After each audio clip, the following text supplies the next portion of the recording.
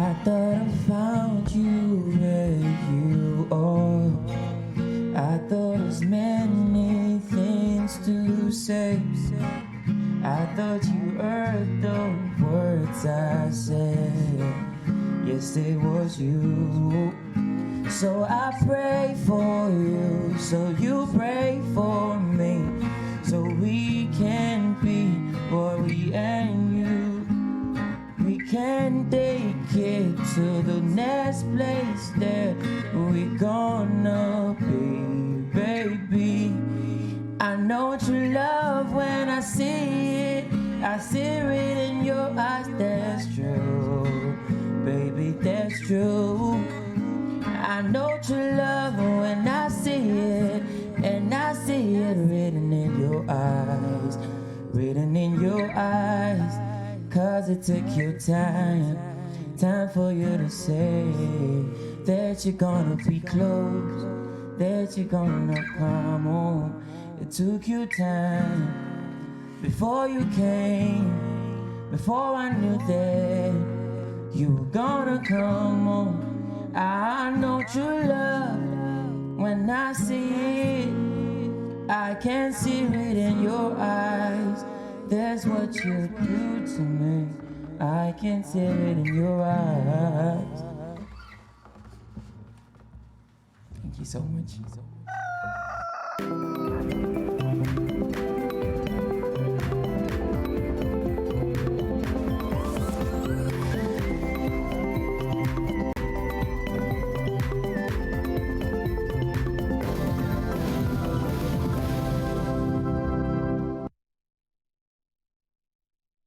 Happy Monday! Oh, good morning, good morning, good morning. Welcome to you, and this is Breakfast Daily. My name is David Kwaku.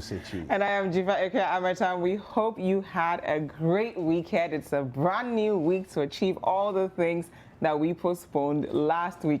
Now, it's an interactive show, so wherever you're watching us from, we want to hear from you. Use the hashtag Breakfast Daily to join the conversation. Yes, and the WhatsApp line is 0550-585-832. For those of you who are outside Ghana, kindly add +233 to that number. How was your weekend? It was a good weekend. It was a restful weekend. Okay. I did want to travel a little bit, but it didn't happen. Where were you thinking of going? Well, you see, I've been taking different parts of the Accra outlet. So I went up towards Ebri 2 weeks ago. Okay. And I went up towards a Flowers direction nice. Last weekend. Now I'm thinking, Shy Hills. Yes. They have some really gorgeous facilities up there. Where when you get to the Shy Hills Sanctuary itself. I saw some pictures yesterday, and I was like, I need to go there, because I've seen where they have the zebras walking around and all that. But I hear there's also a sanctuary which I haven't noticed it ever since I've been there. So I want to go and find out what else is there that I'm missing. We hope you take pictures and share it with us. I will do that. I will do that when I make the trip. Yes. Now, every morning we start the show off with some words of inspiration. So we'll take a look at our quote of the day. So the quote of the day comes from Ralph Waldo Emerson, and he says, "For every minute you're angry, you lose 60 seconds of happiness. For every minute that you're angry, you lose 60 seconds of happiness." How many of us need to remember this all the time? Yeah, like the opportunity cost of anger, right? I'm telling you, this is so important, because sometimes anger is an interesting emotion. It almost feels as though you're getting your own back at the person, or at the situation that has angered you. But it's actually eating away at you. Yeah, it takes so much of your energy. It's taking so much of your energy. It's eating away from you. And as Ralph Waldo Emerson said, you're losing 60 seconds of happiness that you could have had. So anytime you're thinking about being angry, just ask yourself, am I willing to lose all this time of potential happiness I could be enjoying to this Think anger? about it. Can you imagine? But then once you do that, then how do you respond? Are you supposed to laugh at situations that genuinely annoy you? Well, you see, anger is our expression of our dissatisfaction or annoyance at what has just been done to us. Ask yourself, and to what end? True. And really, and to what end? Yeah. Is life not about our choices and our decisions that we make? You know, and so if you're going to exert this force of emotion towards someone, you know, and of course, for people who don't handle their anger well, they end up striking out and doing all kinds of other forms of violence and everything else. But I think that it's important to be able to be so in control of your emotions that you choose in the moment when anger wants to come up, how to react, you know. Yeah. Speaking of emotions, I mean, this Saturday was an emotional one for all of us. I mean, I don't think I've cried as much as I cried Saturday night listening to Chris's mom talk about what a great son he was and his, you know, fellow participants and the judges and everybody else. So we'll take a snippet of, you know, our tribute to Chris Afelete Tamaklo.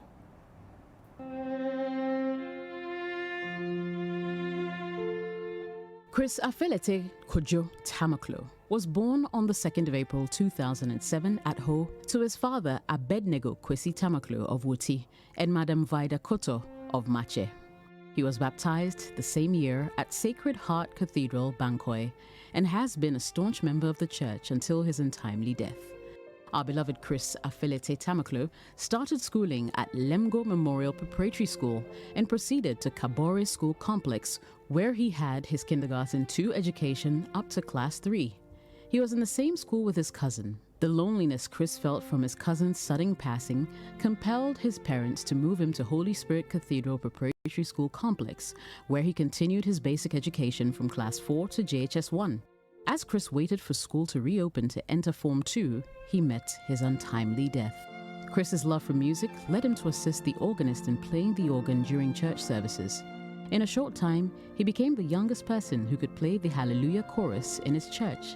His talent was very soon noted, and he was invited to play the organ on various occasions, including at the funeral of the mother of Togbi Afede XIV, the paramount chief of Asogle State, and many more. Chris unearthing his talent was a vision of his father, Mr. Tamaklo, who started grooming him at a very young age of 6. By 9, he became a force to reckon with when it came to playing the organ. Chris was always full of love, energy, and affection towards everyone. He was multi-talented and was able to excel at anything he laid his eyes on. He had a great interest in engineering and a penchant for cars. He would disassemble electrical equipment and study them in order to rebuild his own. Chris's entry to Keyboard Idol was with the sole purpose of winning, but death cut his journey short after meeting his untimely death in a fatal motor accident. Chris Tamaklo left behind his parents and 2 siblings. May the Almighty God preserve and keep his soul. I love him. He was a fun to be with. He was an introvert type that wouldn't hide his joy and anything. I loved him. The journey we took together, I have never regretted being in his company, and I always remember him forever. Fare thee well, my sweetheart. I love you. Mommy loves you, and you know it wherever you are. Thank you for agreeing to be part of my life for the short period we shared together. Bye, sweetheart. My name is Tamaklo Ariam Prinsla. My name is Tamaklo Koto. This was my elder brother. I miss him a lot. Because I love him.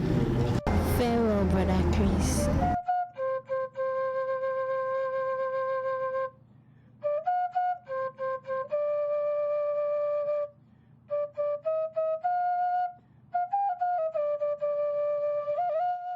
My name is Nara Sabrina Bisa. I am the best friend of Chris Tamaklo. Chris was my best friend. He was more than my best friend. He was like a brother to me. I really love Chris taught me one thing in this life. He told me that There was once that we were in the bus, and he told me that there was a prophet that prophesied that this year there will be a lot of road accidents on the road, so we should pray. I just can't believe that Chris would fall a victim of this road accidents. He really loved cars. He was planning to build a company whereby you create cars that will help human beings save lives. But today I'm standing here with my friends demised. It's so unfortunate that he's gone. The first time that I saw Chris's entry video, I knew that there was something there. I didn't know exactly what it was, but there was something. Unfortunately, I didn't get to go to Ho when we were recording his initial backstories, but I met him at the boot camp and he was just so full of life, he was vibrant. And I get excited anytime I see young kids or young people who are eloquent and passionate about what they do, because it's uncommon. I mean, we find a lot of young people in Ghana who tend to be very timid, and that wasn't Chris. I enjoyed every single week with him. He would laugh at how short I was whenever we would take selfies and that kind of thing. And look, my heart is heavy. My heart goes out to the family. I'm a mother myself. I can't imagine what the family would be going through at this moment, but I wish them well. I pray that God grants them healing, that the blood of Christ will be their healing self. And I wish Chris a perfect rest so that he will play for God alongside the angels. On behalf of the whole Keyboard Idol crew, we would want to say, Chris, rest well. Chris, rest easy.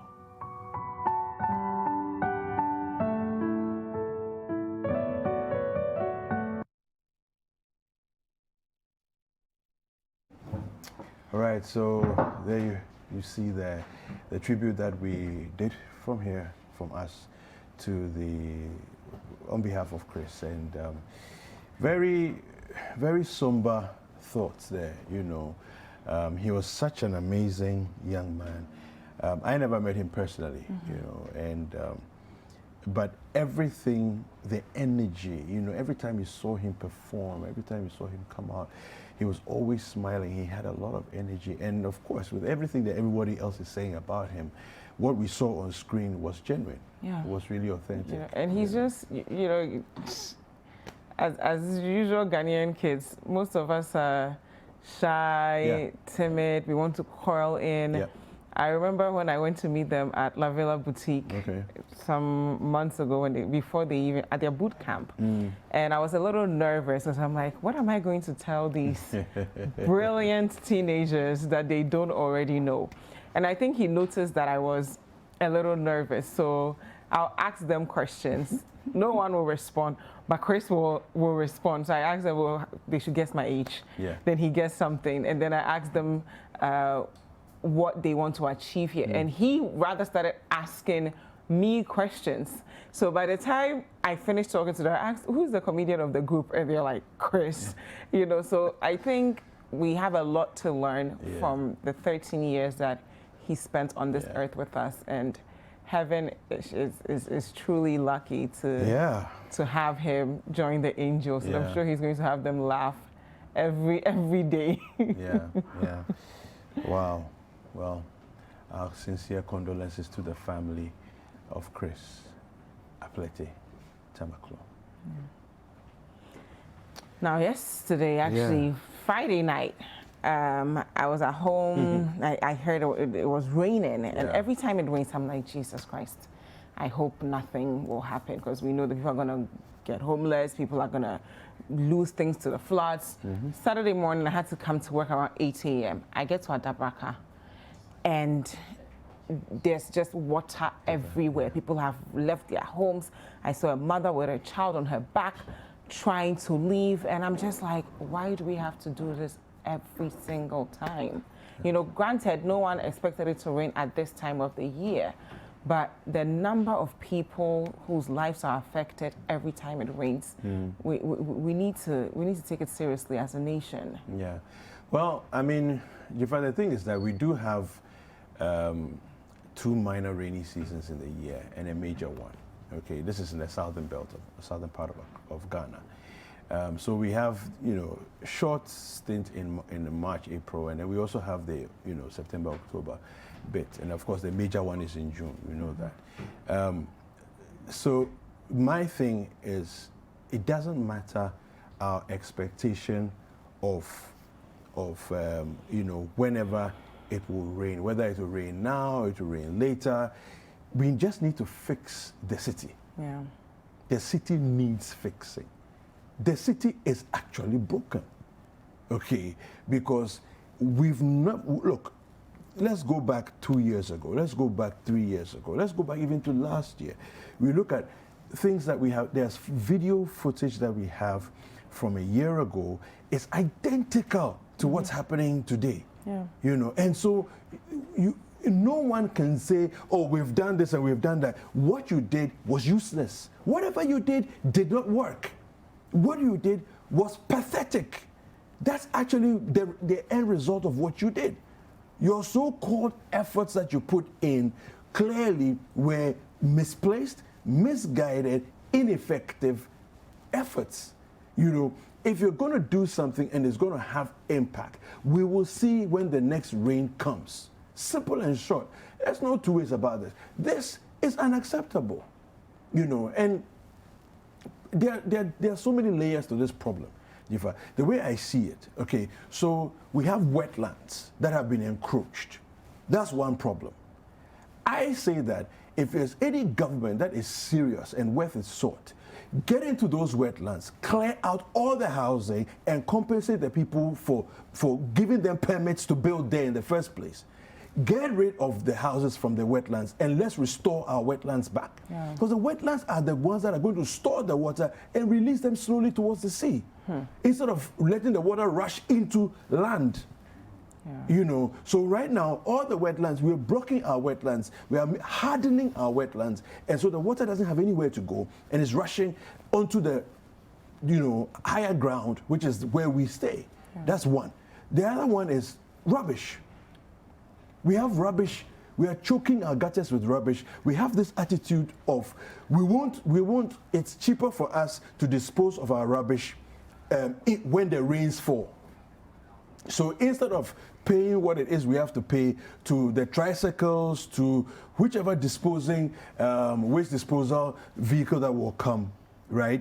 What we are doing is that we are keeping the rubbish in our homes, and as soon as the rains fall, in fact, people are praying the rains should fall soon because the rubbish are piling up at home. Then as soon as the rain starts to fall, we dump all the rubbish in the rain, and the rubbish includes plastic bottles, plastic bags, and these things are choking our gutters. The gutters cannot carry the water. It spills again back onto the road. We have flooding. It's nobody's fault but ours. I couldn't have said it any better. And I mean, the truest definition of abnormality is doing the same thing over and over again and expecting a different result. So we need to do better. Now we take a look at what's happening in the world of news with News Roundup.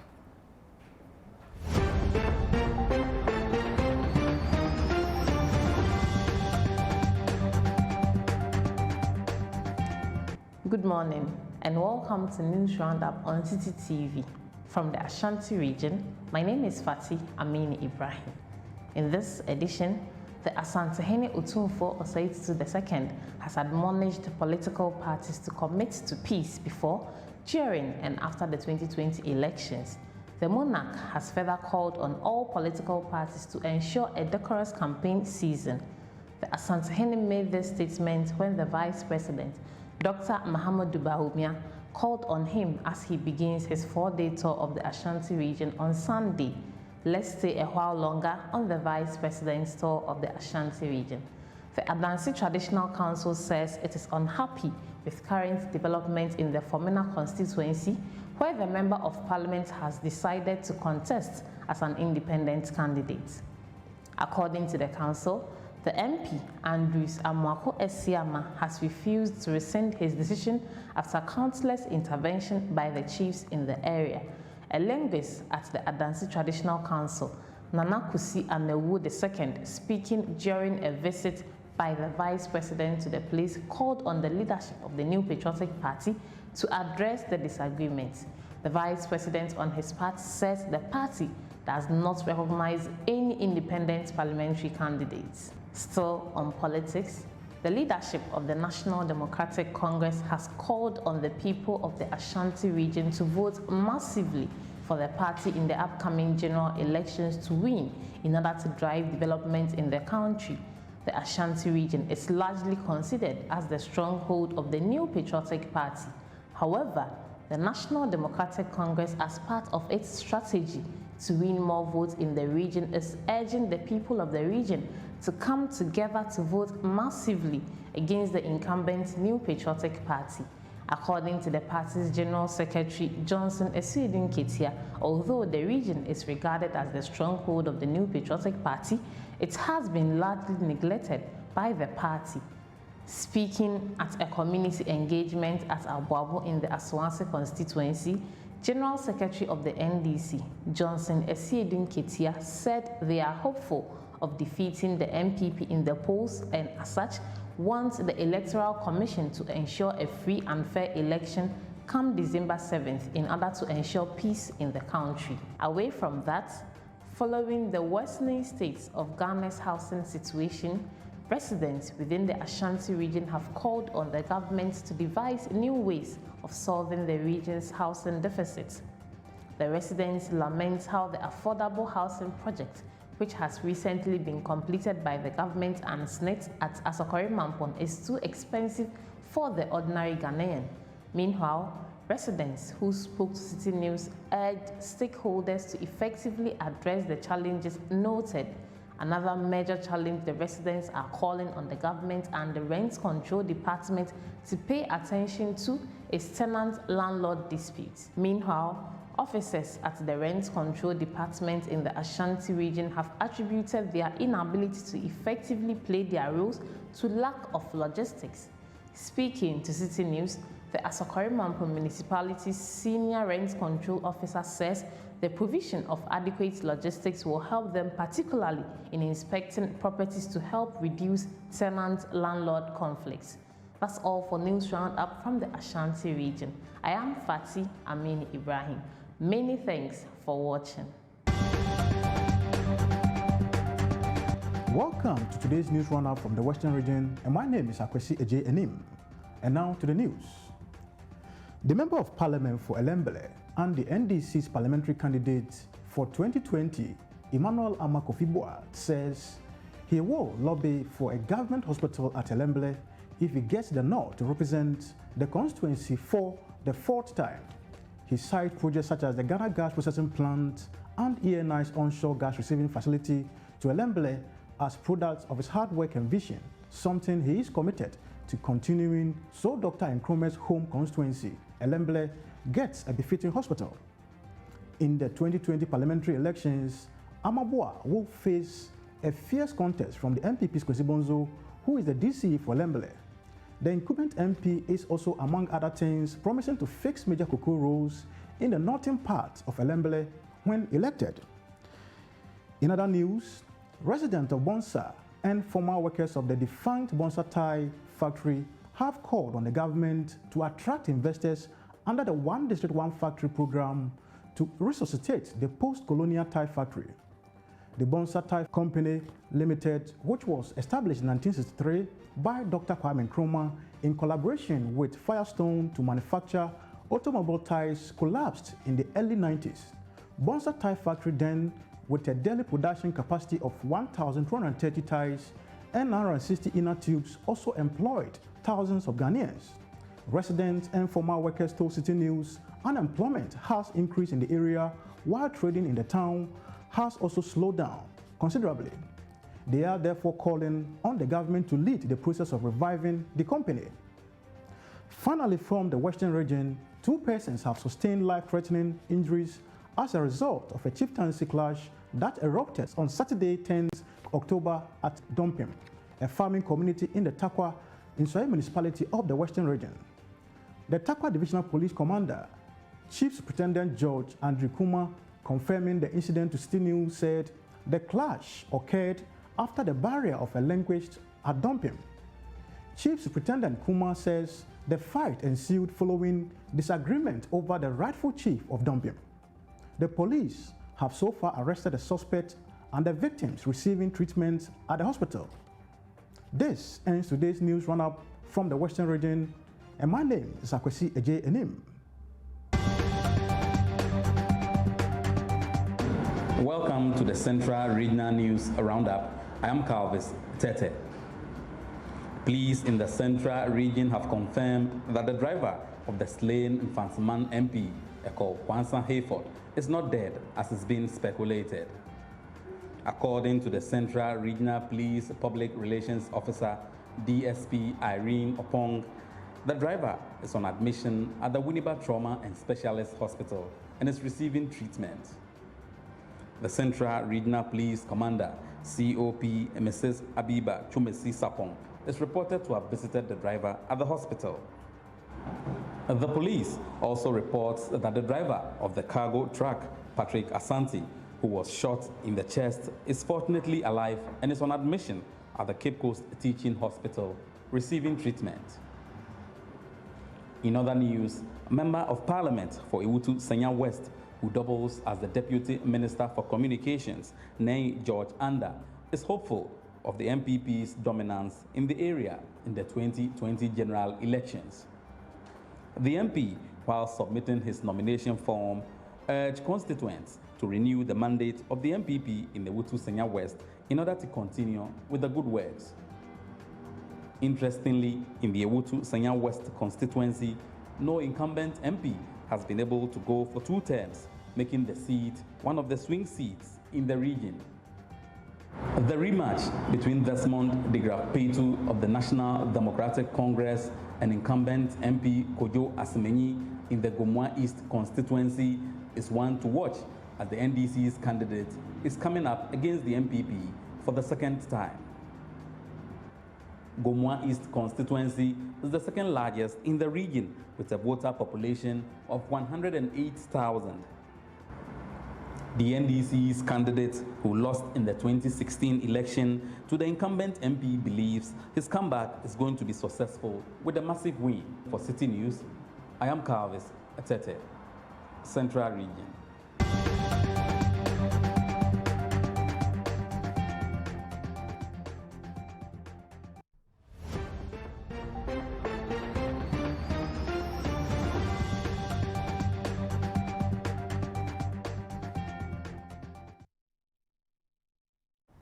And that's it for News Roundup. It's important for us to stay updated on everything that's happening in the country, because in less than 60 days, we are all going to go out and vote for the people we want to serve us for the next 4 years. And speaking of making informed decisions, we have Voters Diary for you every day, Monday to Friday, 1 p.m. on 97.3 City FM and 3 p.m. right here on City TV. Is the show that will equip you with all the information you need to know so that you vote for the right people to represent you for the next 4 years. Yeah.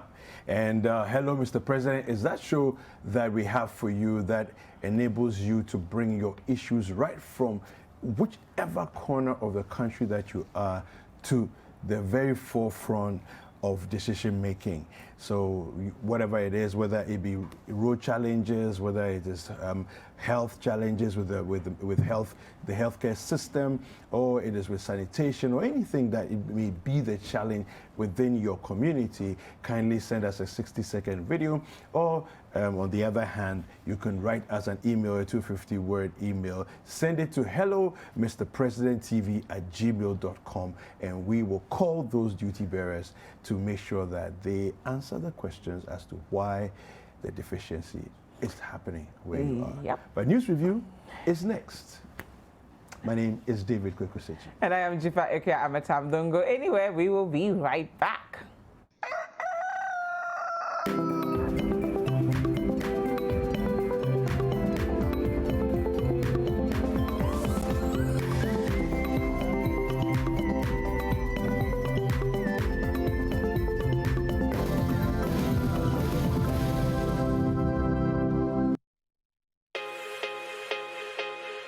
There is no promise we cannot keep. There is no commitment we cannot honor. There is no delivery we cannot guarantee.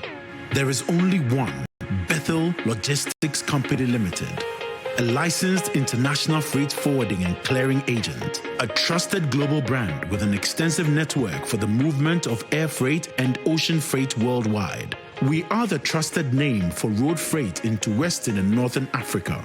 We are fully accredited by Ghana Customs and Excise. We cater for all your freight forwarding, customs clearing and forwarding, cross trades, inland transportation, internal cargo tracking systems, customer freight costing and consultancy, cold chain logistics management, logistics and warehousing, quality inspection, and much more. In Accra, Tema, and Takrady, we are always available to ensure easy movement of cargo countrywide. Call us on 0204 528 900 or 0244 707 859. Email info@bethellogistics.com. Locate us in Accra at North Ridge, adjacent Accra Girls High School, or in Tema at Community 4, or in Takrady on the second floor of the GCB building. Website bethellogistics.com. Bethlog, experts in shipping logistics.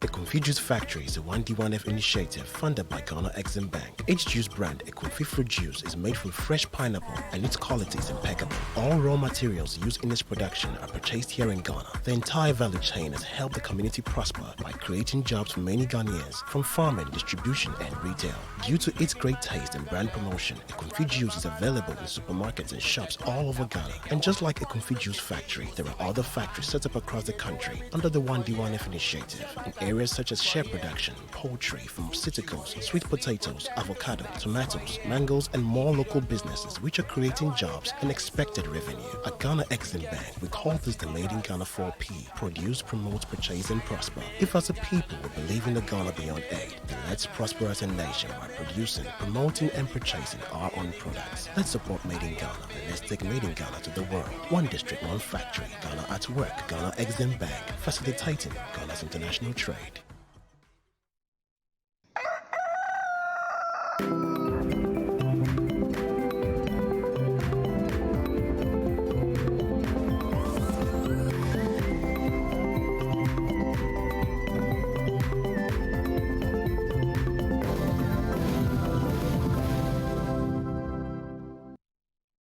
Welcome back. It's Breakfast Daily on CCTV. Now it's time to check out what's happening in the world of news. We'll start our news review with some newspapers. We'll check out some online stories, and then we'll introduce our guests who are here to help us understand the stories a bit better. Let's start off with the Informer. On the front page of the Informer, we have increasing rate of armed robbery. Arrest poor security situation. That's coming from a security analyst, and that story is on page 3. It's time to provide security for MPs, Mahama advocates, and that story is on page 4 of the Informer. Rambo-style arrest of journalist, Primpark GJA condemn police over zealousness. Now that story is on page 2. We'll be taking a look at that later. We'll now go on to the Ghanaian Times. On the front page of the Ghanaian Times, we have floods wreak havoc in Accra. Destroy property, render many homeless. That story is on page 12. Traders, we can't access NBSSI funds. That story is on page 13. I want Ghana to be the cleanest city in Africa by the end of my tenure. That's coming from the president, and that story is on page 14. CRI applauds winners, organizers of science math quiz competition. That story is on page 14. We'll now go on to the Daily Statesman. On the front page of the Daily Statesman, we have Upper West benefits from 2,163 government projects. Story on page 3. We are in a contest of ideas, not war. Bawumia reaffirms MPP's commitment to peaceful elections. That story is on page 2. We'll now go on to the Finder. Dr. Bawumia assures Asantehene of MPP's commitment to peaceful campaign and elections. That story is on page 9. Akua commissions 5.1 million Ghana cedis Hamil Hapa water supply project. That story is on page 4. Upper West gets 2,163 projects, 1,299 completed, 864 ongoing, 5 districts to get hospitals under Agenda 111. That's coming from the president, and that story is on page 8. Payment to investors of defunct fund management companies has commenced. That story is on page 2. GUIDEC sets up committees to deepen community partnership. That story is on page 13. 17 presidential aspirants file nominations to contest in December 7th elections. That story is on page 2. Now we'll go on to the Custodian. On the front page of the Custodian, we have NPP-PC's file to secure majority seats. So some MPP parliamentary candidates have already filed to secure the majority seats, and that story is on page 3. You will go far in life. Asante Hima blesses Baumia. Akua gives Upper West 2,163 projects, 1,299 completed. That story is on page 3. Now we'll take a look at our final newspaper. I'm talking about the Daily Graphic. On the front page of the Daily Graphic, we have use legal means to challenge election results. That's coming from Asante Hene, and that story is on page 16. ICOMS makes strong showing, rakes in 3.7 billion Ghana cedi revenue in 3 months, and that story is on page 3. We'll now take a look at some online stories. We'll start off with citynewsroom.com. On citynewsroom.com, we have NDC will pass affirmative action bill if elected. It's coming from Professor Nana Jane Opoku-Agyemang. High filing fees hampered our quest to sponsor more parliamentary candidates. It's coming from the PNC. GRA confirms seizure of 436 pistols and ammunition at Tema Port. We also deserve bailout, aggrieved Men's Gold customers to SEC. Driver of slain Mfantsiman MP in stable condition. That's great news, and that's coming from the police. We'll now take a look at some business news from citybusinessnews.com. We also deserve bailout, aggrieved Men's Gold customers to SEC. Registrar General begins payment to investors of collapsed FMCs. 98 oil contracts for local firms cancelled due to COVID-19. It's coming from the Petroleum Commission. International airlines operating in Ghana introduced innovative ways to attract travelers. Bank of Ghana warns public against unlicensed money doublers. When I take a look at some more local news from myjoyonline.com. On myjoyonline.com, we have Miracle Duka's family assaulted in latest attack on an MP. It's really sad news there, and we really need to nip this in the bud and make sure that we are safe in this country, not just protecting our MPs, but ourselves. For all news, you can go to citynewsroom.com. And for all your business news, you can go to citybusinessnews.com. Now it is an interactive show, so wherever you're watching us from, we want to hear from you. If you're on Facebook, just comment down below. If you're on other social media platforms, the hashtag to use to join the conversation is Breakfast Daily. And if you want to reach us directly, our WhatsApp line is 0550-585832. If you're outside Ghana, the country code is +233. You can use that to still join the conversation. I have with me Elvis Darkon, who's the editor of The Finder. Good morning, Elvis. Good morning. How are you? I'm good, yes, sir. I'm good. How's the weekend for you? I hope the floods did not disrupt anything that you had planned. Oh, thankfully, where I was, it doesn't flood. Okay. I don't live in a flood-prone area. So I thank God for that. Good. We're glad you're safe. I also have with me Nana Akua, Executive Director of Bureau of Public Safety. He's been joining us via Zoom lately, but today you're here in person. I'm happy to be here, Dziffa. How was your weekend, Nana? Great. Did you do anything special? Well, we returned from small arms and light weapons workshop from home. Wow. Just to come meet a couple of bad news, illegal. but the weekend was good, at least for me. Good, good. We'll take a look at our first story here. I'll read from citynewsroom.com. It says, Infantiman MPs killing. Time to provide MPs with police guards. That's come from the former President John Dramani Mahama. John Dramani Mahama, the flag bearer of the opposition National Democratic Congress, believes the killing of Infantiman Member of Parliament Akua Hayford affords the country another opportunity to relook at providing security to members of parliament. Mr. Hayford was shot on the Abiaze Domiatse Mankesim Road by some unknown assailants on his return from a campaign trip on Friday, October 9, 2020. The flag bearer in his Facebook post to mourn the MP said it's probably also time to look at the provision of armed police guards for our MPs.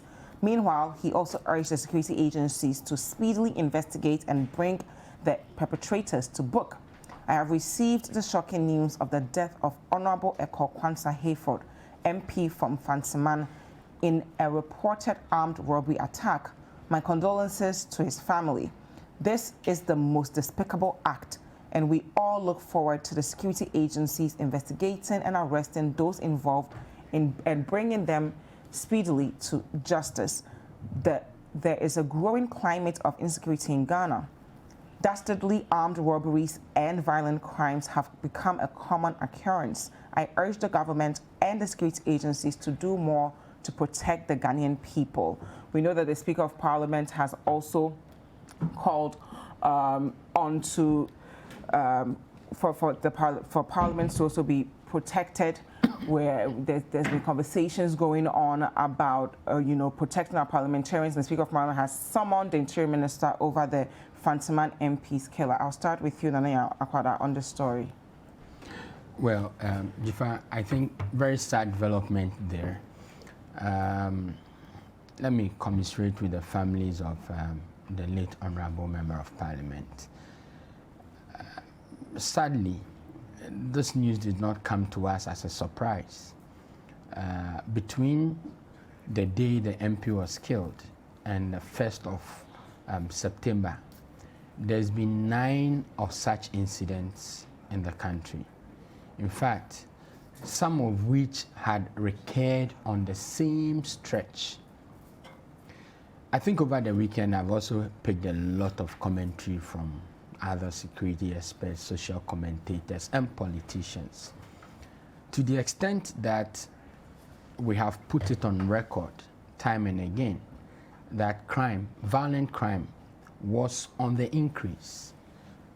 We had indicated to the Ghana Police Service that there was a need to improve on visibility policing, a great initiative started by IG Al-Hassan Mohammed sometime in 2013.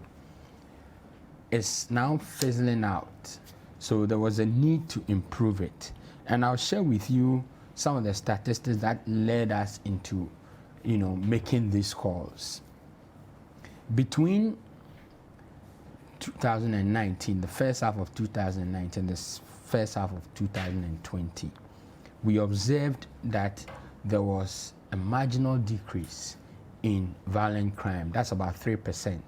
But associated casualties, deaths, and injuries increased. In fact, deaths alone increased by 26%. We observed that 73.5% of all murder cases that were occurring actually occurred outside of people's residence and their homes, if you like. And so there was a need for the police to improve their visibility. There was a need for them to improve community policing.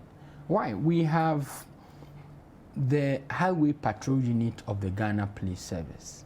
Of course, there are other arguments to that. Just between last year and this year, the police have taken delivery of over 300 vehicles. 300 vehicles. At least 100 of them were classified as multi-purpose vehicles. As to why the police service cannot patrol transnational routes, at least transnational routes, because we all know we've been touting our country as the safe haven within the region. So it should bring some attention to the routes that link to these areas that we classify as destabilized. As to why we do not patrol those routes still beats my understanding with all these logistics coming in. There is no reason why a group of people, a group of criminals should block a transnational routes in democratic Ghana, and it should take our security services in excess of 6 hours, 3 to 6 hours to mobilize. There is no reason for this to happen. So it's a very sad development. We are not surprised. We think that the Ghana Police Service have largely failed the Ghanaian people. What more could they have done, though? Because they are also not that well resourced. 300 cars. Every government, every successive government administration in this country since 1992 have bought vehicles for the Ghana Police Service. And I've just given you an instance where within a year they've received over 300 vehicles. 109 of them were pickup trucks. But this is still a country of almost 30 million people. Is that enough? That's absolutely too much enough. Really? I've given you instances where in the last 30 days, I mean, from the 1st of October to when this MP was killed, we've recorded 9 incidents. That comes to 1 incident a week. What does it take to patrol a route across the various jurisdictions in a night? So if we will want to accept that people can literally block a street and rob people and kill people, and we can say that the police do not have logistics, wherein lies our safety, wherein lies our governance, wherein lies the security of the democracy that we seek to enjoy today. And the danger is even escalated when we begin to talk about providing police protection for MPs. That is the most flawed argument, the most flawed proposition I can hear from anyone in the security space. It's an election season. A lot of them are going across the country to campaign. What about Shouldn't us? they be protected? What about us? What about us? That's the basic question. The second question is that we are going to sit as a people, coming from the civil society, we are going to sit as a people to watch all the drivers or the political drivers, those who make the world go round in this country, check out of the system. It should never happen for security. Why? As I speak to you, the key actors in this country, they've all effectively checked out of the system. They don't buy fuel, we buy. So when we complain that things are tough, they don't know. They don't pay electricity bills. They have chauffeur-driven vehicles. They go through the hectic traffic that we go in with convoys, police escorts. Are we going to check them out of the security realm too? But they are working on our behalf. That would be disaster. No. Don't you agree that they are serving us? They are serving us, but as it stands now, we are serving them. How so? Because what is the rationale behind providing police protection for the one who is supposed to ensure that we are all protected, and then leaving us who are not? I've indicated to you that before the late Honorable Ekokwanse's issue, there has been 8 incidents, at least 8 incidents involving people, some of whom died. It did not make the news. No one talked about police protection. No one talked about improving security in the country. And then we provide police protection for our political class and leave us vulnerable. So who is now going to talk about us? Who is now going to talk about the ones who were killed before the late MP? Who is now going to talk about the ones who have lost their lifetime savings, business capitals, and their livelihoods and everything in those incidents? There's been 8 incidents. So providing police protection for MPs will be the last line that we cross before we throw this country into the abyss. I think that should not happen. And we as civil society should not sit for that to happen. We can improve policing in this country, we can improve security in this country, and all of us will enjoy it. Thank you very much. So Elvis, I'll come to you, but let me tie it into the story on ccnewsroom.com. It says 6 arrested for alleged illegal importation of 436 pistols into Ghana. The Marine Police Unit in Tema have picked up some 6 people in connection with an alleged attempt to illegally import arms and ammunition into the country from Turkey. The 436 pistols and 26 packs of ammunition, consisting of 50 pieces each in a pack, were found to have been concealed in personal effects made up of clothing, shoes, and bags, among other items, in a 20-footer container with a declaration number 40920230853. Now, some sources at GRA, actually, the Commissioner General of the Ghana Revenue Authority, Mr. Amshadai Owusu Amwa, who also corroborated the arrest, said that guns and ammunition were being kept at the armory of GRA to allow for investigations. I'm going to quote what he said. For now, I can't say whether the importers had the necessary license permitting them to undertake such the importation of the arms, since our officers at the port did not find any documentation covering the gun imports. On the one hand, we're talking about security, protecting our parliamentarians, protecting Ghanaians, and here we have people picked up over allegedly importing 436 pistols into the country. First of all, anybody who says that we should give MPs security is not thinking about this country. Yes. I've heard MPs saying that the killing of the MP should be blamed on Ghanaians. So the killing of the Legon letter should be blamed on who? The killing of about 6 chiefs in the past 5 years in Ghana. There were key chiefs that were killed in this country. In the past 5 years, I can count about 6 chiefs that have been killed. We should blame it on who? Men of God have been killed in this country. Journalists have been killed. If we want to go that mundane way, that because somebody has been killed in this, we should provide security. Can we provide security for all journalists in this country because a journalist has been killed? Can we provide all security for pastors because a pastor has been killed? The lecturer at Legon has taught for 30 years. He started teaching in Legon 1990. 30 years of his life. He died. Will we say because of that all lecturers in public intention should be provided with security in this country? So that mundane argument, we shouldn't even go there because it is unsustainable. Not even for a campaign period? It is not. What is a campaign period? You are the representative of the people. What are you afraid of? What are you afraid of? You are supposed to make laws. If Parliament is doing the right job, they will call the Interior Minister, call the IGP, constantly scrutinize their work. Does Parliament present report to does Police Service present report to Parliament as to the operations in this country? Well, the Speaker has summoned the... No, I'm asking annually. Do the Parliament request report from the police as to their operations for the year? And do they query them why you didn't perform here, you didn't perform here? We have a police service that will come and tell you have recorded 10,000 crimes last year. The following, they come and record, we have 9,000 or 12,000.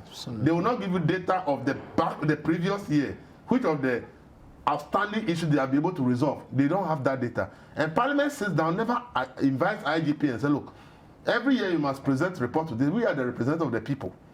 Give us report on your performance, and let's begin to see what you are doing.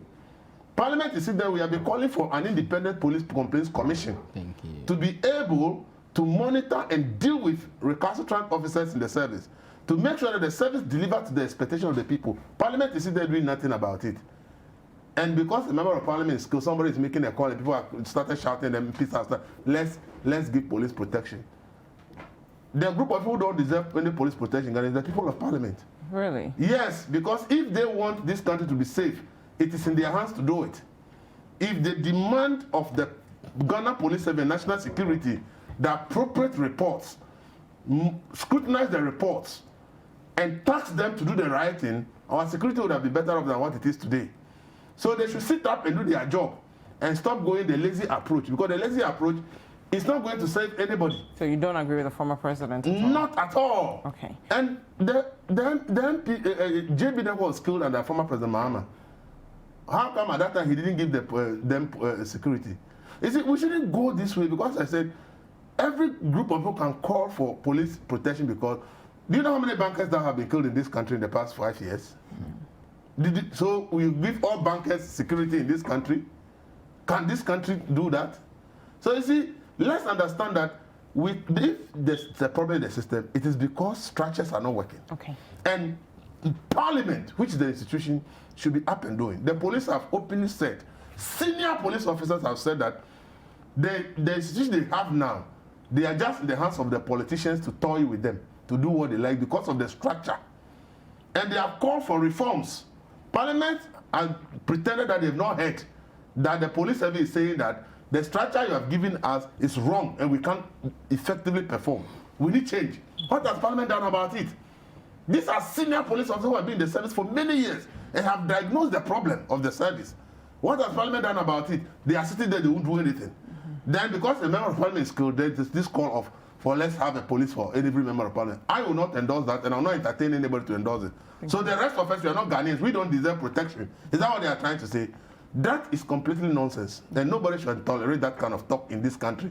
If Parliament sit up, the police and all security services will sit up and do their work well. And that is what we need. Thank you. They cannot be there taking salary on our behalf, and they are not doing the work that they are supposed to do. And they rather want more favoritism as against the citizens who sent them there. It should not be tolerated. This guns issue. You see, that's what sometimes I wonder what kind of security we do in this country.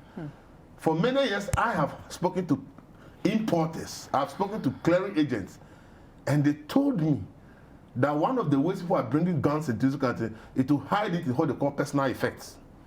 So somebody is bringing a microwave or an oven, and because personal effects, they know that does not go through the scanner. It needs to be something that somebody has to open the container, and they know that it's easy to influence people not to do this kind of inspections. So people bring guns into this country on a daily basis by hiding them in the things they call personal effects. They bring deep freezers and fridges, and in it, they hide guns. So these things are not nothing new. Gas cookers are coming. The compartment, the oven compartment, they will seal guns and put it there. And people at the port know all these things. Yet we are told that there is national security, there is this, there is that, and this at the port. Who said that people who work at the port don't know that this is how people bring guns into this country? And prominent people are even involved in this thing. So how do we solve this issue? Because we still need to protect ourselves. That is why we pay people. So if people are not working, that's why I say I'm Parliament, I don't want to even listen to them. They should be calling institutions to order. That is why they are there for us. But you don't do your work and they say you rather need more protection. So the other guy doesn't deserve protection. So you see, the issue of gun smuggling in this country, we have to be very careful. If you look at the reports of the Small Arms Commission, the number of guns that are in the system in this country, we are sitting on a time bomb. On that note, we'll go for more a quick is break. coming in. We'll go for a quick break. This is still Breakfast Daily on City TV. Thank you so much for staying with us. It is an interactive show, so if you're watching us on Facebook, just comment down below. If you're on other social media platforms, the hashtag to use is Breakfast Daily. If you want to reach us directly, our WhatsApp line is 0550 585832. If you're outside Ghana, the country code is +233. We'll be right back.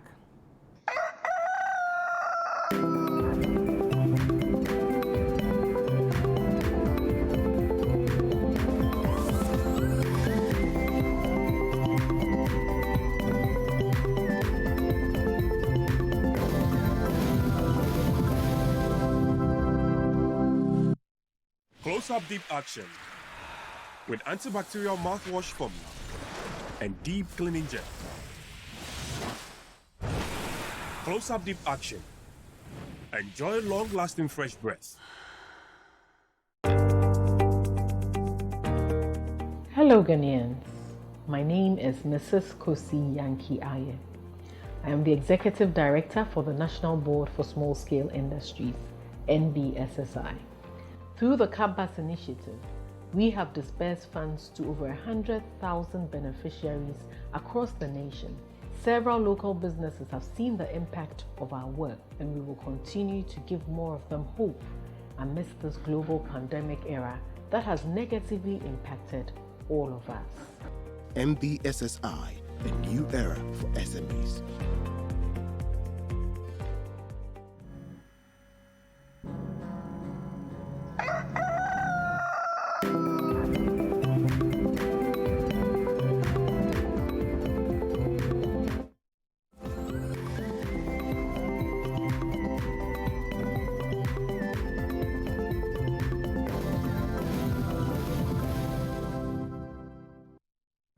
Welcome back. It's still Breakfast Daily on CCTV. We are reviewing the topics that are in the newspapers this morning. I still have with me Nanaya Akua, who's the Executive Director of the Bureau of Public Safety, as well as Elvis Darkon, who's the editor of The Finder. And before the break, we were discussing some 6 people who have been arrested for allegedly importing 436 pistols into the country.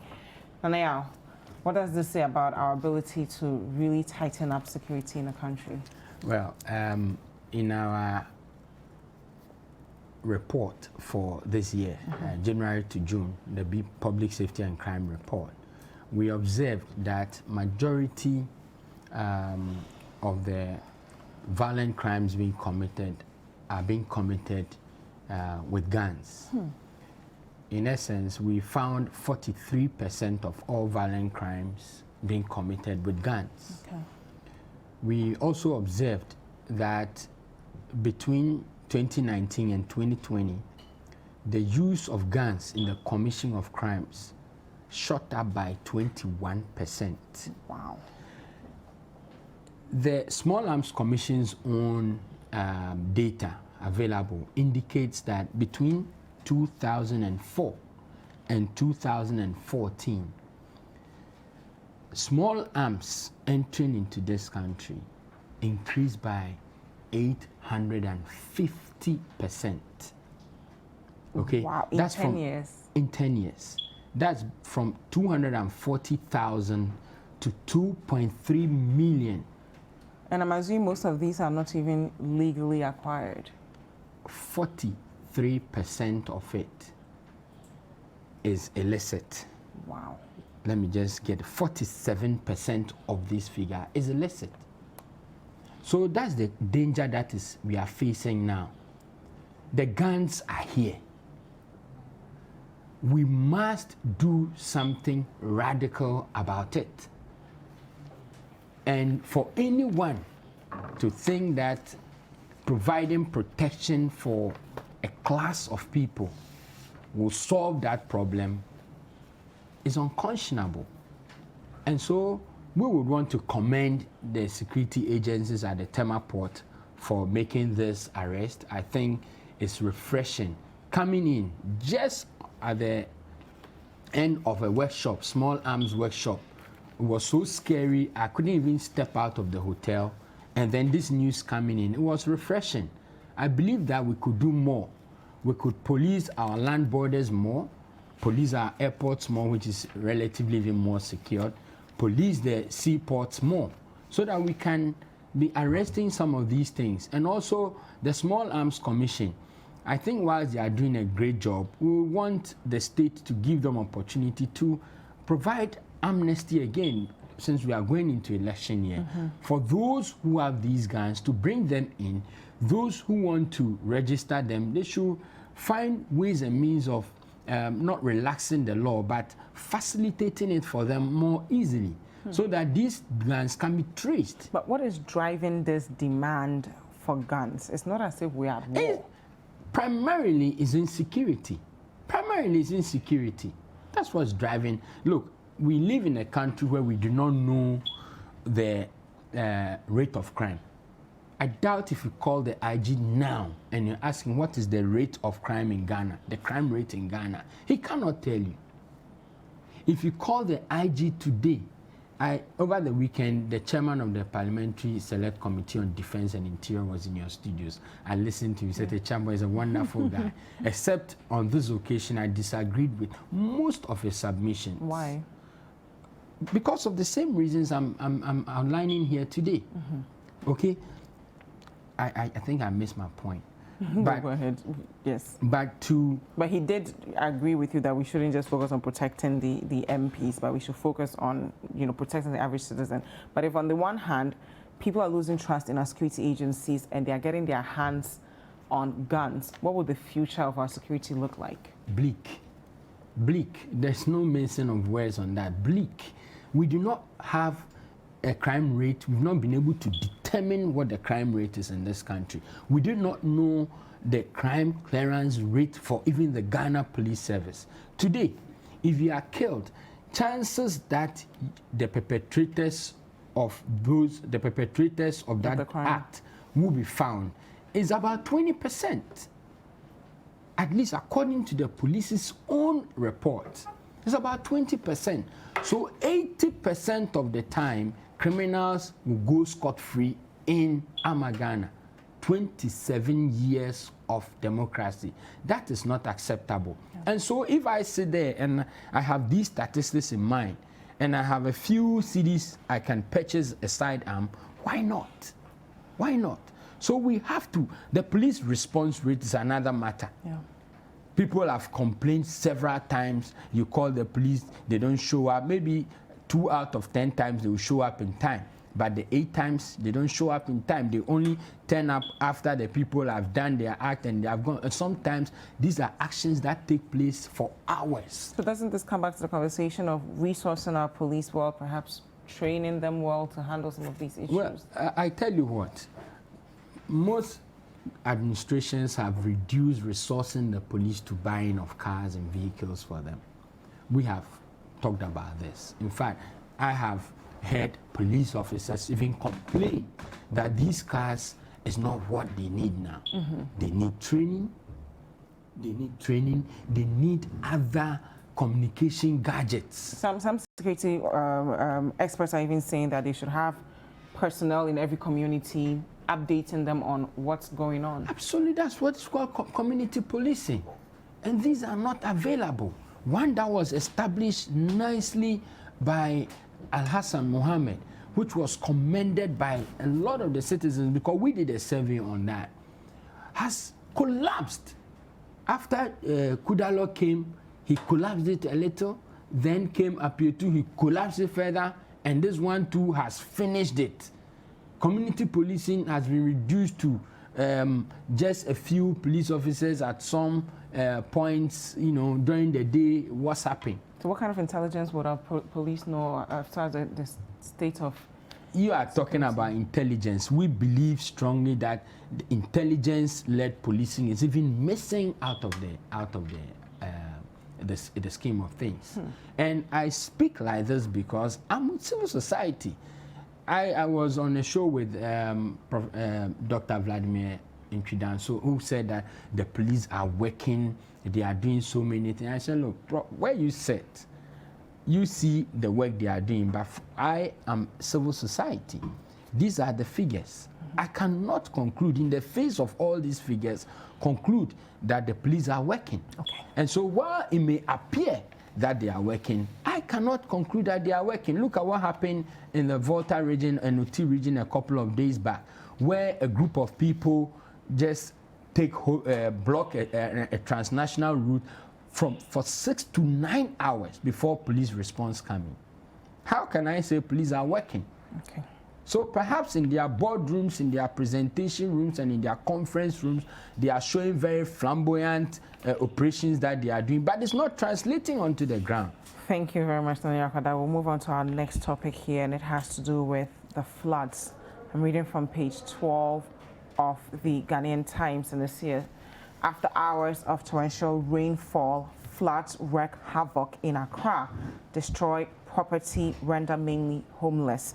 Following hours of torrential rainfall on late Friday and Saturday, parts of Accra and Kaswa were flooded, resulting in the destruction of property and disruption to traffic.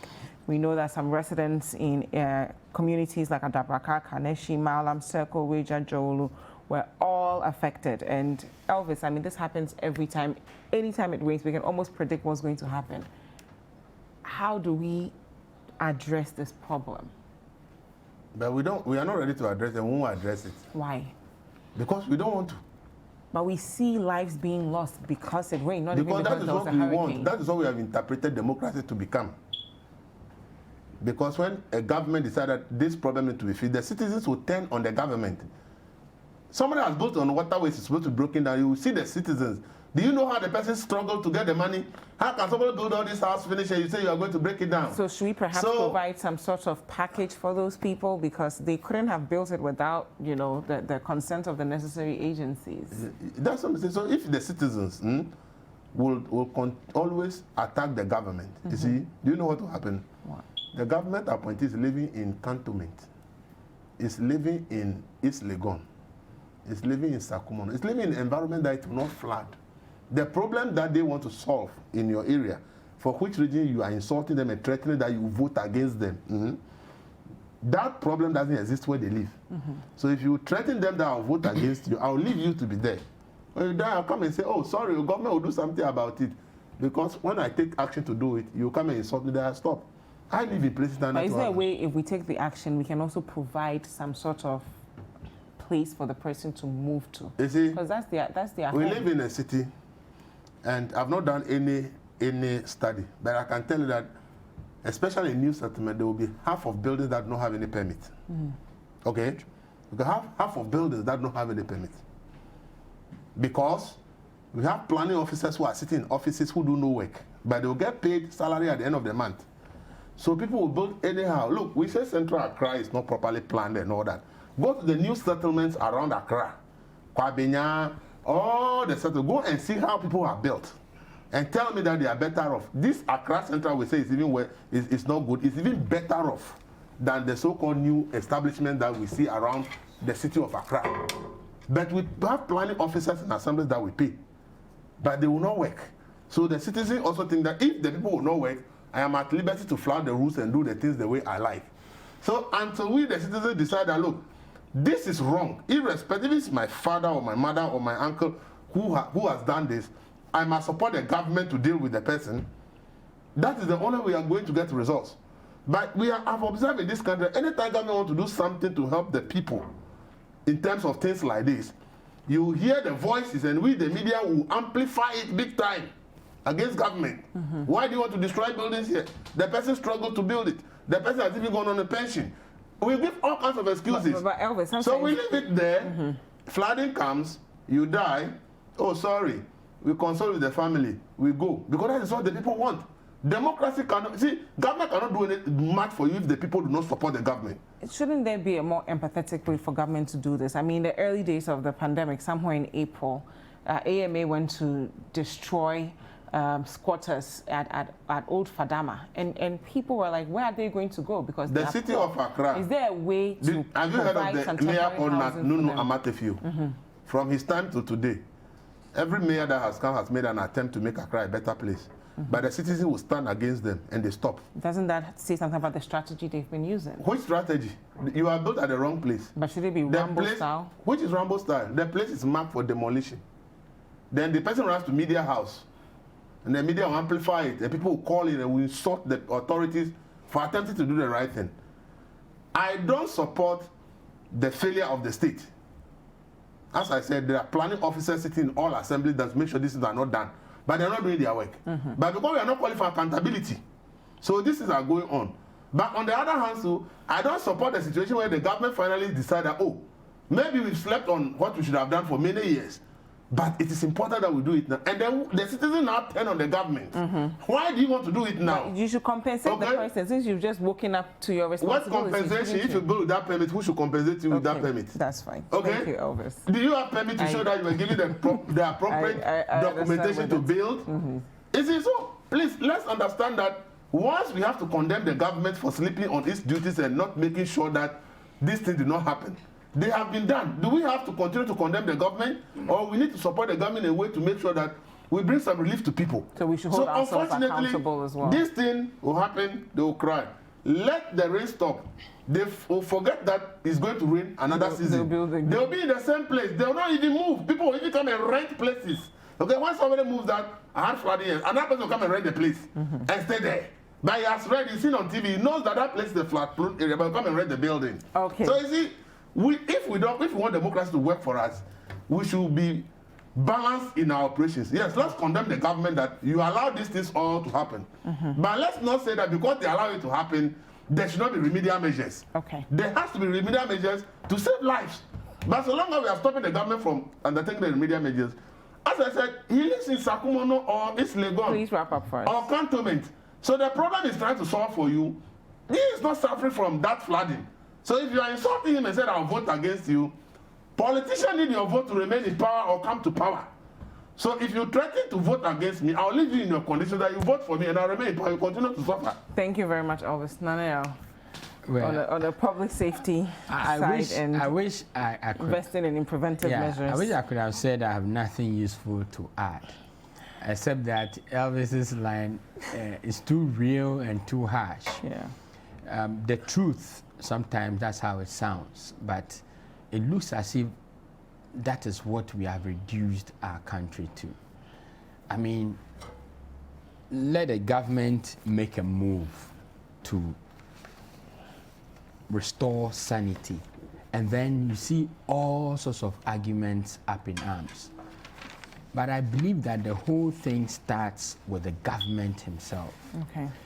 As to why governments would turn and look the other way whilst development goes on in places where those developments should not, I think it's unpardonable, and it provides a justification for governments to be drawn in when some of these things happen. As we speak today, developments are going on, and when I talk of development, I don't mean just built in the built environment. We have cars, converging at places to make those places lorry parks. We have city authorities seeing these things happening. No one goes there to question them. They converge there. They create, where human beings also come, it comes with some waste. It comes with so many other things, and all these things are not in place. They allow them to remain there for years until a problem that we all know will be rearing its head, rears its head, and then you move in. And by law, when you allow people to stay in a place for that long, you cannot just go in and move them because you want a better life for them. You must compensate them. You must find a place for them.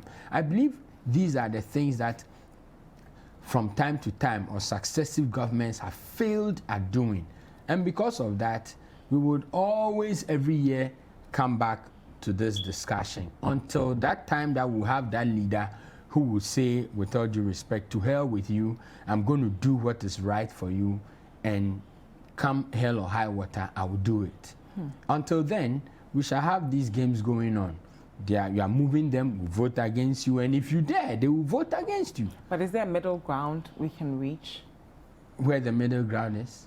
I don't know, because the person is thinking of where am I going to go if you demolish my home, my structure? So the middle ground will be provide them a place and make sure that from then onwards, you do not allow people to develop in places where they do not have to develop. Last week, we had a complaint in our office of someone drawing our attention that we should come and see the Ramsey site at Sakumono. People are developing there, people are building there, people are throwing garbage everywhere, and we should come and have a look at it. And I said I'm going to have a look, if possible, take the media there. But are you suggesting to me, or do we think that the city authorities have not seen these ongoing development? They've seen. Sometimes they have a long hand in it. They even go and demarcate such areas for the people to develop. And then when the rains come, when the problems come, then everybody chickens out. I said that it's about time that as a country we begin to have criminal prosecutions for public officers who oversee some of these development. Public officers in whose tenure some of these things occur. The moment we start doing criminal prosecution for some of these things, this nonsense, excuse my language, will stop. Thank you very much, Naya Kwada. Now, we've received some messages from you guys, so I'll read it briefly, and then we will take a look at our last story. Eja Adam Enyam says, Dziffa, something like this never happens coincidentally. The murder has the design of a well-rehearsed and planned outline which was executed by those people. We await the outcome of the investigations into the heinous crime against Honorable Echo Hayford. Good morning to you and the two gentlemen in your studio. I agree with Elvis on the issue discussed so far. However, can I ask something which I don't expect an answer from you? Is Ghana safe? This is coming from Odasini at Airport City. Come to Pure Water and you will see, well, you will have the shock of your life. Over 10 years and I have never seen anything positive. This is coming from Isaac. Miss Dziffa, having lived in Ghana these past few years, I am afraid to call and tell the police about a crime. The information might get back to the perpetrator. This is really sad. We do have stories of police sometimes working with criminals. The politicians have toyed with our lives for too long. It has become the case of all animals are equal, but some animals are more equal than others. Given the MP's security means that they will be blinded to our security as a country for good. Hey, yeah, kindly wish Kobe Selassie a wonderful birthday. He's just an amazing guy. This guy from Duke Russell. Happy birthday, Kobe. We'll take a look at our last story here. GJA and Primpag are condemning the Rambo-style arrest of the vice president of Primpag. So, Elvis, we know that he was arrested last Wednesday over publication on WhatsApp News, which is a virtual publication, and the manner in which the police handled him, there's a very lengthy write-up on everything, and I must say that there's some merit to what they're saying, but what do you have to say about this? Before I speak, have you heard them two manifesto? Have you heard any of them emphasize on spatial planning in Ghana? NPP NDC manifesto. Have you heard it? No. Have you heard Ghanaians asking the two parties why they have not emphasized on spatial planning? Do you think it's not a priority to all of us? No, I'm just asking a question. No. So you see why we have flooding and we have improper planning and everything. Because the people who are supposed to do it have not said anything about it in their manifesto. They're not emphasizing it. The people should demand it. They are also not demanding. But generally, we are very reactive in nature, so we only talk about it when it happens. When it's not happening, we don't. But let's go. So it will continue to happen. Okay. Until we demand action. Better. Nigerians said they want SARS to be disbanded. Yeah. The government has disbanded it. The power of the people is important. Yeah. If the people are quiet, don't expect results. Speaking of power of the people and security agencies. This one, see, I've always said that, in this country, people should understand that we live within the framework of a constitution. That spells out what we can do. The manner in which the police arrested the gentleman is it only gives them up for people to suspect that it is somebody who is pushing them to do what they are doing. And the police have consistently exhibited this kind of behavior. And it is damaging their image, but they don't seem to understand. You come and arrest somebody, you take him to, in a Rambo style with unmarked vehicles, as if he's some criminal that is wanted for some big crime. You take him to Tesla police station, 7 p.m. You drove the person from Accra to New Edubiasi in Ashanti region. Why? Is it the most wanted criminal in Ghana? Is it the most wanted criminal? They said the warrant was issued there. No, is it the most wanted criminal in Ghana? The warrant was issued there. This is what we need to understand, okay? The person did his job as a journalist. He reported on something that people have complained about. He only captured the complaints of the people. And even the NDC as a party has held a press conference to make same allegations. Was anybody in the NDC arrested for making that complaint in their press conferences? But the journalist is an easy target. So as for him, we can go and arrest him and deal with him for no crime. What is the crime in reporting what somebody has said? Then we should close down all media houses. Then there should not be journalism in Ghana. Because if you are capturing the concerns of people, it becomes a criminal offense for you to be arrested by the police in this country. This day and age, 27 years of democracy, we claim we are the front runners of democracy, and we are seeing our police service, which is supposed to be a civilian force, behaving in this manner. and we will not condemn them, then we are all in danger. They may come for the journalist today. Tomorrow, they will be coming for the doctor or another person. Every Ghanaian must join in the condemnation of the Ghana Police Service for the way they seem to be targeting journalists in this country. Journalists are not criminals. Journalism is not a crime. My duty is to let the public know the concerns of people. I'm supposed to be the voice of the voiceless. So the manner in which they dealt with David is wrong. It will bring Ghana's image down in the press freedom ranking. It will paint Ghana as a place where dissent is not being tolerated, all because the Ghana Police Service have acted in an unprofessional manner. So every Ghanaian should condemn the action of the police in the way they dealt with David, because it could be also you tomorrow. So I say it, and I'll say it, that the police service must be careful the way they do their job. The way they've acted against David, it only gives people suspicion to believe that some long hand somewhere is pushing them to do what they have done. What does this say about freedom of press, freedom of speech? How will a journalist feel comfortable in doing his work when he knows that a colleague has been arrested just for reporting what a group of people have said, and the biggest opposition party in Ghana, which left office just 3.5 years ago, also held a press conference and made similar allegations? Yet the members of the leadership of that party have not been arrested by the police. But the journalist has been arrested. How will you feel? The journalists will never feel comfortable. If anybody interview journalists in Ghana today, do you have press freedom? They'll tell you that, no, I fear for my life. Because if by just reporting what somebody has said, I'll be arrested, how can I feel comfortable doing my work as a journalist? And that is the cost of the police and the way they acted.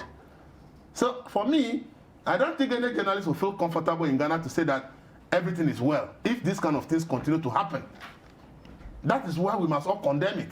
See, what you should understand that when people begin to run to media for more complaints, it's a sign that they don't have confidence in the system.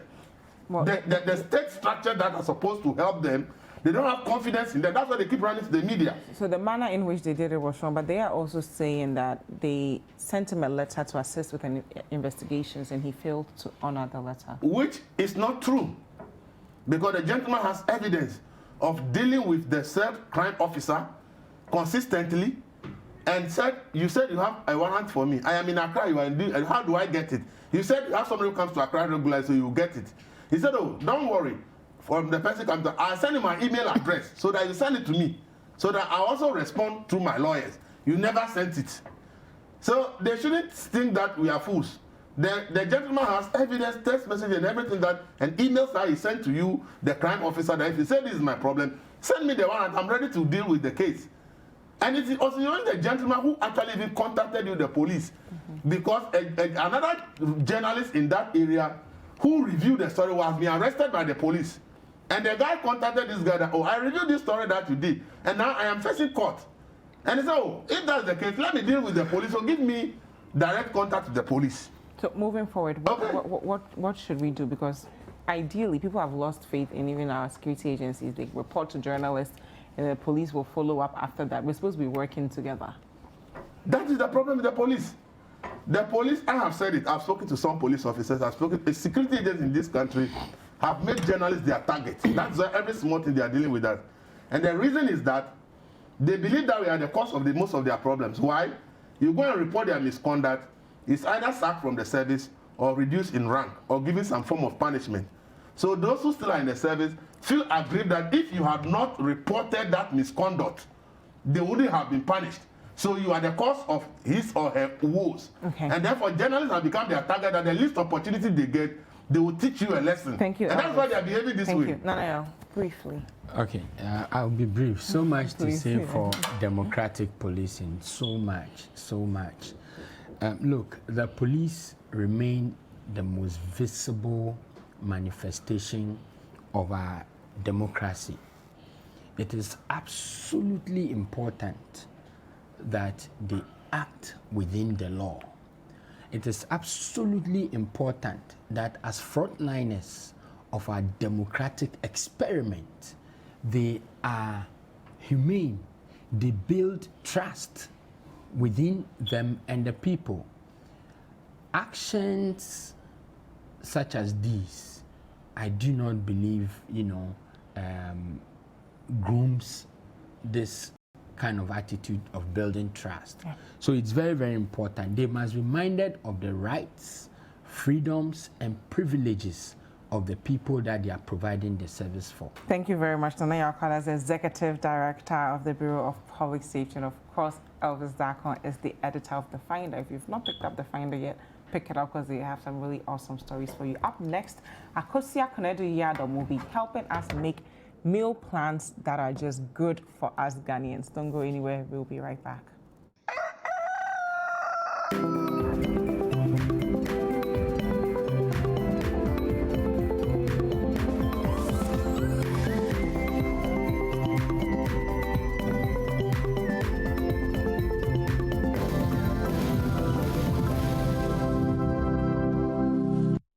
It is Christmas. What do you want for Christmas? A new car, a vacation, or expand your business? Make your wish and have it come true in the 100 days of Christmas with a Republic Bank Christmas loan. The Republic Christmas loan is quick, easy, and so affordable with super fast turnaround time. Come into any of our branches nationwide. Call or WhatsApp 055-654-3212 or apply online via republicghana.com. Remember, wear your nose mask, stay safe. Republic Bank, we are the one for you.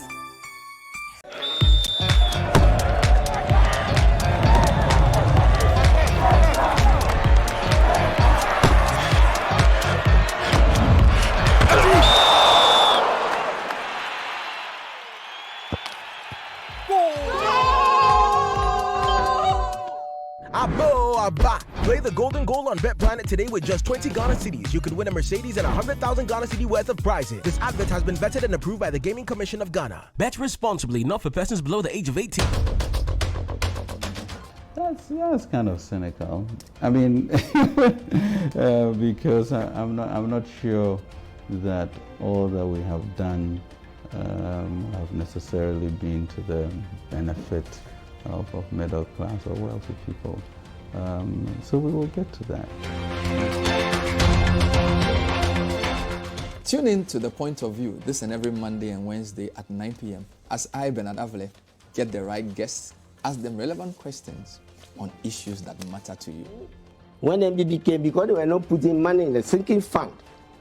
They were not putting money in the sinking fund. Yes. That's why this curve is going up. The money was going to the sinking fund, but it was not being applied to debt. I think that there's a lot of apocryphal conspiracy theories around. And it's not different from 5G causes coronavirus, COVID-19 and things like that. So there's been this long-term held belief that somehow there are some people that have planned that they will bust hundreds of thousands of people to come and change Ghanaian electoral outcome. There is no evidence for it. There is absolutely no evidence for it. I am saying that we have very professional herbalists in this country whose capacity I know because I've tried it. But also there are quack ones within them. And the earlier we weed them out, the better for us. Remember, The Point of View is live every Monday and Wednesday at 9 p.m. only on City TV. The Point of View is powered by Airtel Tigo. Have you heard that Airtel Tigo calls from 5 a.m. to 10 a.m. and Airtel Tigo money transfers are now free on new SIMs? Now you know. Airtel Tigo. Life is simple. And Lydia Contraceptive. With Lydia, you truly decide.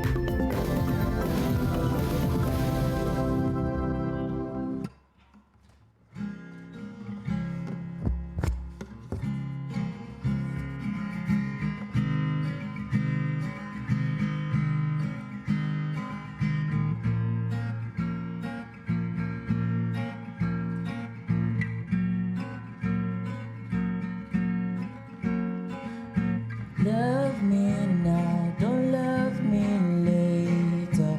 Don't make me feel like a pauper. I'm standing close to where you are. Don't make me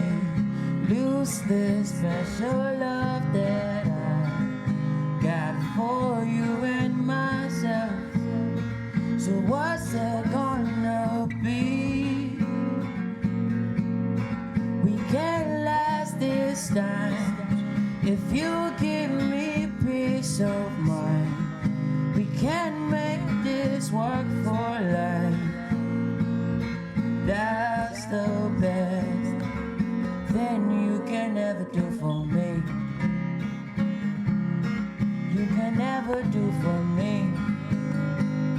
That is the best thing you can never do for me. So yes, I pray for you, so you can pray for me too. Yes, we can relate if you just have faith in me. I can make you go to places that you've never been. Yes, I trust your love, and I trust that it came from above. So you can put your faith in me. I'll be waiting to put your trust in me. Ever blazing, your love is all I see. That's the truth, your love is all I need. Oh, I am fairly, yeah. Thank you so much.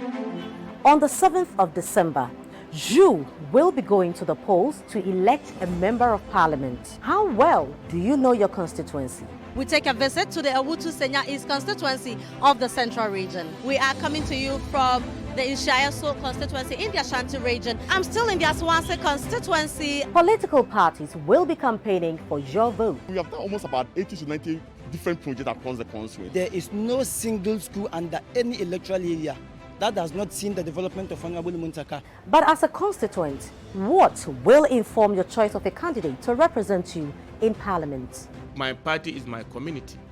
What program are you bringing in to solve the problem of my community?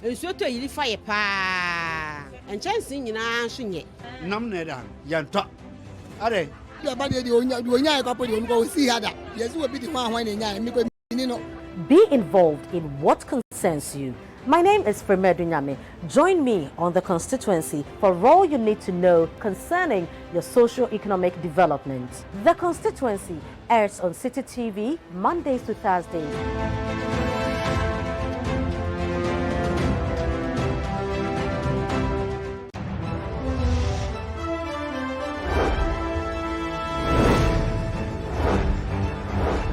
Election 2020, Ghana makes a choice. Tracking and bringing reports of the presidential and parliamentary campaigns across the length and breadth of this nation. Analyzing campaign activities and election data with our panelists on the Voters' Diary. The Voters' Diary is the most factual, instructive, and balanced election 2020 analysis program on television. The Voters' Diary every weekday on City TV from 3 p.m. to 4 p.m. Stay informed on all the relevant issues on election 2020. Tune into the Voters' Diary, it's Ghana's choice.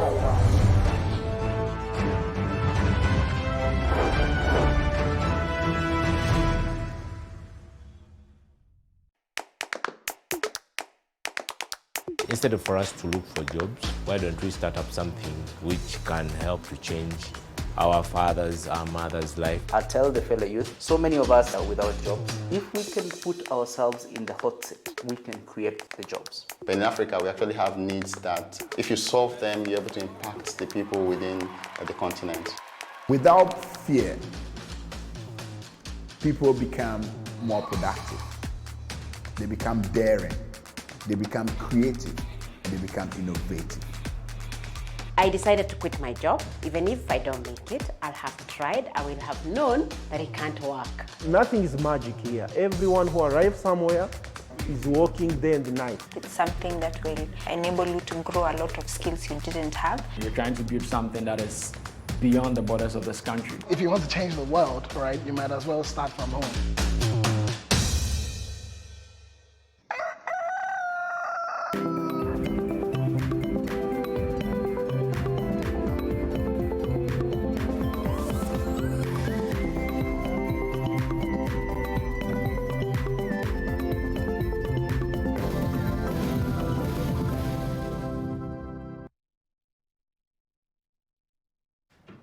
All right, welcome back. It's time for us to have a conversation on our nutrition segment, and today we're going to be discussing a complete meal for Ghanaians, meal plan for Ghanaians. Now, our nutritionist, Akua has joined us on the set, and we're going to have a conversation with her this morning. Good morning, Akua. How are you? Good morning, Kwaku. I'm fine. Yourself? I'm really good. Fantastic. This is a nice spread that we have here. Yeah. What's going on? Okay, so just like you said, we are discussing how our meals should be, like as Ghanaians. So sometimes you realize that I go like, Kwaku, what are you having for lunch? What are you having for lunch? You are now going to think about it. You are not sure what you want to eat. People wake up with this mood, and so, okay, I thought I wanted to have kenke, but I think I want something different. But as a nutritionist, I always tell you to plan your meals. Okay. If you do plan your meals, you are so sure that my lunch break is 1 p.m. and no matter what I may need you to do for me at 1, you need to make sure you are having your lunch. So when you go elsewhere, when it's time to have lunch, no matter what you are bringing in, it is lunch break. Okay. But sometimes you realize that you ask the average Ghanaian, I ask you, Kwaku, what time do you normally have your lunch? It becomes a problem. So depending on the time you wake up and the time you retire to bed, you need to make sure your meals are planned. Okay. So let's say that, Kwaku, on a typical day, you wake up at 5 a.m. and then retire at 10 p.m. So I can decide to plan your meals in such a way that it is suiting everything as far as your needs are concerned. I need to know how you are doing as far as your vitals are concerned. So let's say I checked and realized that Kwaku has a very good blood pressure. Your BP is okay. Every other thing is well.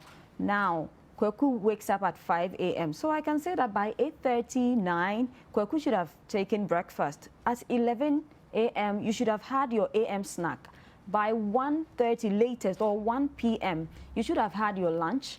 And then by 3:30 p.m., you should have had your p.m. snack. And then latest by 6:30 or 7, because you retire at 10 p.m., so it's like 3 hours interval, you should have had your supper. So that is what I would do for you. But I know Kwaku has this kind of a schedule where he will enter CT, be on television until it is 10 a.m. So I would have to also factor that. So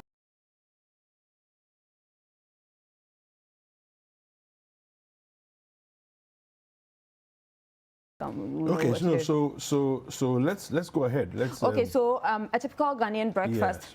I am going for everything local. So we have Hausa cocoa, that is millet and sorghum porridge, and then we have wheat bread. I used wheat bread because wheat bread contains fiber. It is very good for people with heart issues. It is very good as far as you reducing your risk of diabetes also is concerned, because it doesn't have a lot of carbohydrates in healthier alternative. We've spoken at length about glycemic index, and I've said that it's how faster what you eat is it's being converted into sugar.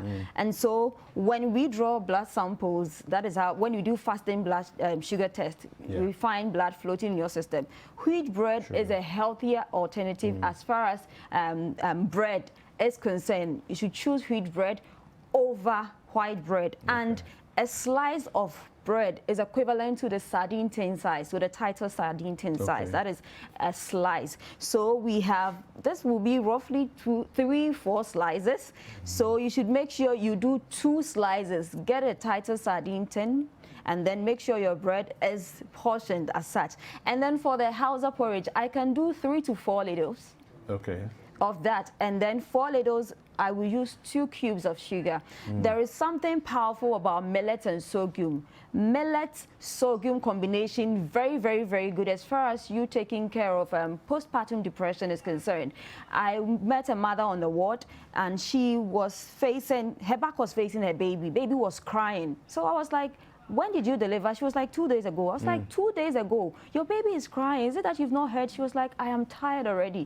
The baby keeps crying. And she had down there. So she was going through a whole lot. So I was like, oh, this lady is depressed. She's not even been discharged.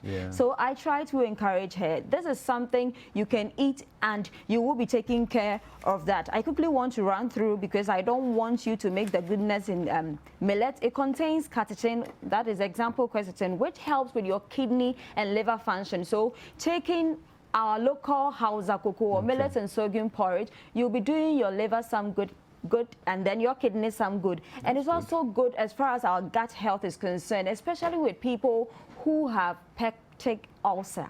If you have peptic ulcer, you taking Hausa cocoa will help you because of the catechins in the millet. And then it also helps as far as reducing your risk of colon cancer. This American actor made colon cancer such a big thing, and if you are taking millet or Hausa cocoa, you know that you are doing yourself some good. Quickly to sorghum. It is also rich in vitamins and minerals. It contains magnesium, potassium, iron and zinc. We've spoken extensively about potassium, magnesium here. It takes care of stress, it takes care of anxiety, and I've spoken about postpartum depression. It is very good for women who just delivered. It is also rich in iron. Iron is very important for us as far as our blood health is concerned. And zinc, Corona made zinc such a big deal. Vitamin C zinc was such a big deal. So if you are taking simple, you can just walk to the street, give me Hausa cocoa with sugar, 1 cedi, and you will be serving your body with something amazing. So that is it. And for the wheat bread, wheat is very good. I've spoken about it as far as you reducing your risk of diabetes is concerned. And even if you have the diabetes already, you are also gradually introducing glucose or sugar into your system. It is loaded in fiber and so very good as far as gut health is also concerned, and taking care of constipation too is concerned. Fantastic. So we've had a good breakfast. Yes. Then it's time for lunch. Okay, so for the breakfast, I want to add a bit of peanut, a handful of peanut to it, because our breakfast sometimes when you try to see if it's balanced, it's not too balanced. So I would want to have a bit, so this salad I can decide to let a little bit of the salad go with this so that I can satisfy the protocol as far as the 4-star diet is concerned. I can make something balanced out of it. And then so you what's can in the salad? So we have some mint leaves. Yes, and then this is, I asked for plain salad, and I'm glad they made plain salad. It's a plain salad. So you if tomatoes, onions, dandelion is what you have, you can slap in some few mints in there. Make your own salad. You don't have to do. We have some cabbage also in there. Last week we spoke about the cruciferous vegetables and the goodness. You can look for that episode and then appreciate. Yes, thank you so much for being a good student, Kwaku. Yeah, so we are twisting it. So that is for the breakfast. Peanuts too. You can watch last week's episodes. We spoke about the benefits of peanuts. So we are moving on to lunch. And lunch, jollof is such a big deal in Ghana. Everybody loves jollof. Yeah, so we are having jollof rice, and then we would want our plain vegetables to go with our jollof as well. And then we have shito here, or black pepper for the pepper lovers. I wouldn't have it with it. I am not a fan of pepper, but there are people who kind of feel nauseous if they don't have the pepper in there. So that is what we have. Chicken is very good. It's a healthier alternative as far as you taking care of your protein needs are concerned. Chicken is very good as far as calcium supply is concerned. Calcium is needed for the formation of strong bones and teeth. And so if you are taking chicken, it's very good. Chicken has choline and vitamin B6 in it, which the combination is very powerful as far as brain development in children is concerned. And the same thing is also good for the adults or the aged as far as cognitive ability or usage is concerned. So it works for the aged, it works for children. So I would say that chicken is very good as far as working for every person within the life cycle or the age brackets within the life cycle. Are concerned. Vegetables, we've spoken about it already. And pepper, well, it's something that it's a go-to. I can take it off and my meal will still be balanced. But well, I think much will need to be done into it. It contains shrimps, it contains fish powder, but the cooking and how it has to bend to have this is what is making me think that maybe we've lost a lot out of it. Process. Yes, in the process. And then we talk about rice. Rice is very good. Most people think because rice is kind of starchy, it is not too good to eat more. I wouldn't want you to enjoy everything here. We can have 2 littles level of rice because we have... so this is too much for lunch? This is too much for one person. Okay. Yeah, so depending on your needs, if I am dealing with an athlete, definitely it will be different from somebody who is sedentary. If I have to sit at a particular place for a very long time, I wouldn't need to eat as an athlete would do. So you make sure if you are somebody who is sedentary, you work with 2 littles leveled, and then 1 drumstick is okay for you with some vegetable and your shito to go with. So that will be for lunch. Rice is very good as far as iron supply is concerned. Rice is very good depending on the brand you are using. So I am here for Ghana rice. If you are using Ghana rice, nothing has been taken off. You have the brand, you have the germ, you have the endosperm in there, and so you have every goodness as far as the rice is concerned in there. It contains I've spoken about iron already, and then it is also good as far as energy is concerned because obviously it falls under carbohydrate or the staples, which is our main fuel as far as energy is concerned. So that is it. Breakfast, lunch, already exciting. And then I didn't speak about in between. So for between breakfast and lunch, we will have something like a fruit. I would choose apple. Why so apple? Apple is very good for the heart. Super. Apple, I like that. very good for the heart. And then it's very effective for people trying to lose weight. Apple contains vitamin C and antioxidants, which is very good as far as reducing your risk of some non-communicable diseases are concerned, especially diabetes. So if it's a heart healthy food, it means that it does you good as far as your blood pressure is concerned and affects your overall health and your risk of certain heart conditions or heart conditions are taken care of. Fantastic. So that is what I want to have in between. And then for our supper, we are going for cocoa. Ripe plantain. Ripe plantain. Super. Yes, with egg stew. So it's a very good combination. Yes, I like egg. So this is we are toning down. I always say that let your heaviest meal be for lunch because your body will be able to exhaust every energy. Yes, thank you so much, biochemist. So question is, when you look at heavy, you're looking more, not necessarily at volume per se, but at more at carbohydrate load, isn't it? So would that be correct? I am looking at nutrition. That is the most important thing. In our part here, our focus is on the fufu. So if I ask you, what did you have for lunch? You are quick to say, I had fufu with chicken soup. You mentioned the carbohydrate before we talk about the protein. In nutrition, the main meal is where much of the nutrients is sitting. So if I ask you, what are you having for lunch? You don't have to tell me fufu. You have to tell me I'm having chicken lice soup with fufu. Because fufu is the accompaniment and the chicken lice soup is the main meal. Nutritional base. Yes, so that is the main meal. So that is how it has to be. So you'd have to make sure fufu, my fist size, based on my size, your fist size is the guide, but you are allowed to go a little bit over that. I know. But ideally, I will work with my fist size. I know a lot of people in the room right your now. Your camera guy just said, we'll fight with you, I know, but that is what your body will need as far as the fufu is concerned. Because it's not just a fufu. You have chicken lice soup. You have some nutrients also coming. You use tomato, onion, pepper. You added garlic, ginger, and a whole lot of things, salt. So your body is appreciating a lot of other stuff and not just the carbohydrate because a lot is causing harm. That is why it is being tagged as something that is evil, but it's a necessary evil. It's not evil. So that is it for the egg stew and for the plantain.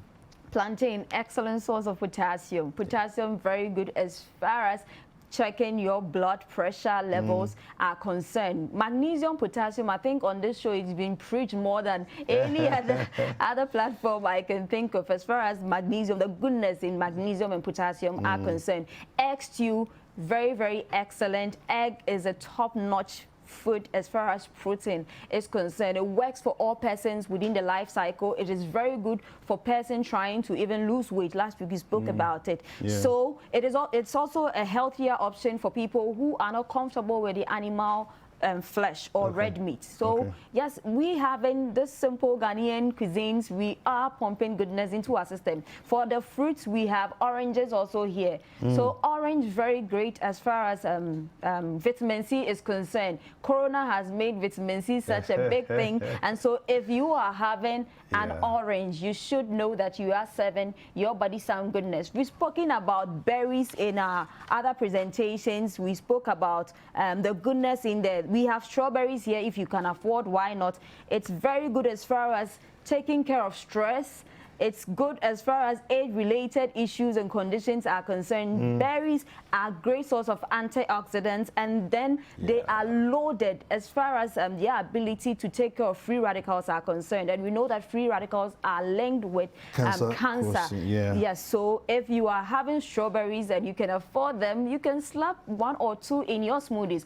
Watermelon. Yes. You can decide to have watermelon, or you can have pineapple, or you can decide to have, let's say, pineapple apple juice, where you have pineapple, you have apple there to make something good, and then just serve yourself a glass of juice out of it. We are using pineapple is acidic, apple not too acidic. When we were discussing fruits, we discussed sweet, acidic, and non-acid, semi-acidic. So you should know how to even combine fruits when you want to make smoothies or you want to make juices. Watermelon is very good as far as hydration is concerned. Watermelon is loaded as far as magnesium is concerned. It helps take care of stress. It serves you with a lot of goodness. Pineapple is an enhancer as far as iron absorption is concerned. So I can decide to have, let's say, a little bit of pineapple juice or watermelon juice with my jollof rice, and I will be able to absorb every iron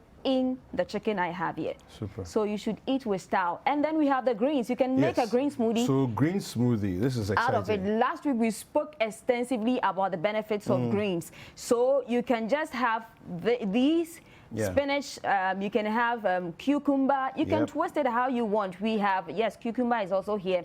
So you can do this, and then you can use watermelon juice or coconut water to make a powerful smoothie out of it. And this is something you can find around. Fantastic. You will be doing your body some good. So that is what we have. I think it's for the green smoothie.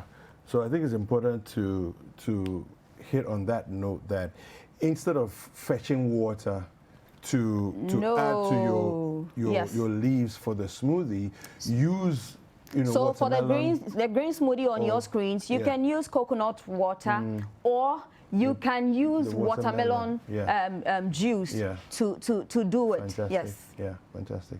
No, I like it. Watermelons. Now, I know that some people don't like the seeds. Do you have any comment about that? I think you've asked me. This is the second or third time you've asked me. Because I know that a lot of Ghanaians don't like the seeds. Well, there is a school of thought that believes that there is some health benefit. I always say that until I have concrete evidence to back certain claims. For now, I know that it has served some people some benefits, a lot of benefits. But until there is enough research to really be firm on that ground, I wouldn't take the seed. Don't decide to be like me. I am not comfortable with it. If you are comfortable with it, it's at your own discretion. But I know that there is some amount of benefit in there, but until recent, there is a lot of research to say, just like apple now, it said egg, there is enough research to back that. Argument. I know. You know my argument, right? My argument is very simple. Tell us. One of the species of melon, is what gives us agushi. The seed of melon gives us agushi. And agushi is very good as far as legumes are concerned. Then hello, it just stands to to say who that. Who knows? After this show, maybe I'll be taking some seeds. Well, but I'm saying that do it. It's at your own discretion. Well, what may work for Kwaku may never work for me. And most of the things we sit here to talk about, at the end of the day, if you are not tolerating wheat for some reasons, there are people, the blood group and food issues, I don't want to go there, but there are people who simply may not tolerate wheat or other food items. So no matter how good it is, I wouldn't want to push wheat bread on you. You can find that same nutrient in another food. Something else. Yes. fantastic. Thank you very much. Thanks for We've having been me. speaking with Akua Yadom, who is a state-registered nutritionist, and we've been going on about the Ghanaian dishes, the things that we have available right here in our space. Of course, this segment was brought to us by the Farmers Market. Akua, before we go, how can people reach you? Okay, so on Instagram at the Nutritionist Akua, on Instagram at the Nutritionist Akua, Facebook, LinkedIn, Twitter, Nutritionist Akua, and you can reach me on 0243 350206. All right, super. Well, that was been the nutrition segment. We'll be right back after these messages.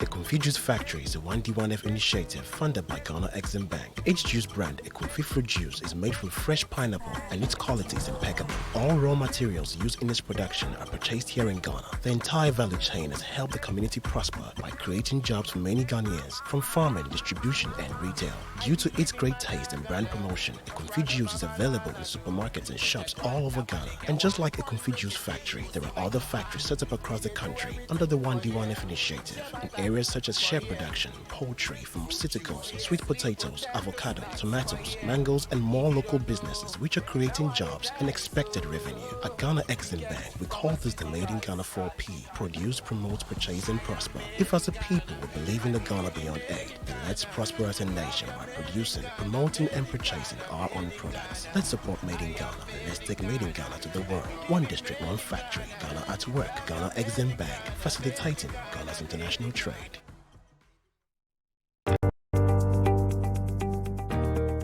Hello Ghanaians, my name is Mrs. Kosi Yankee Aye.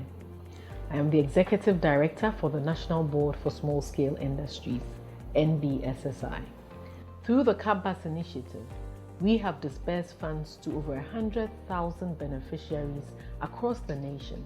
Several local businesses have seen the impact of our work, and we will continue to give more of them hope amidst this global pandemic era that has negatively impacted all of us. MBSSI, a new era for SMEs.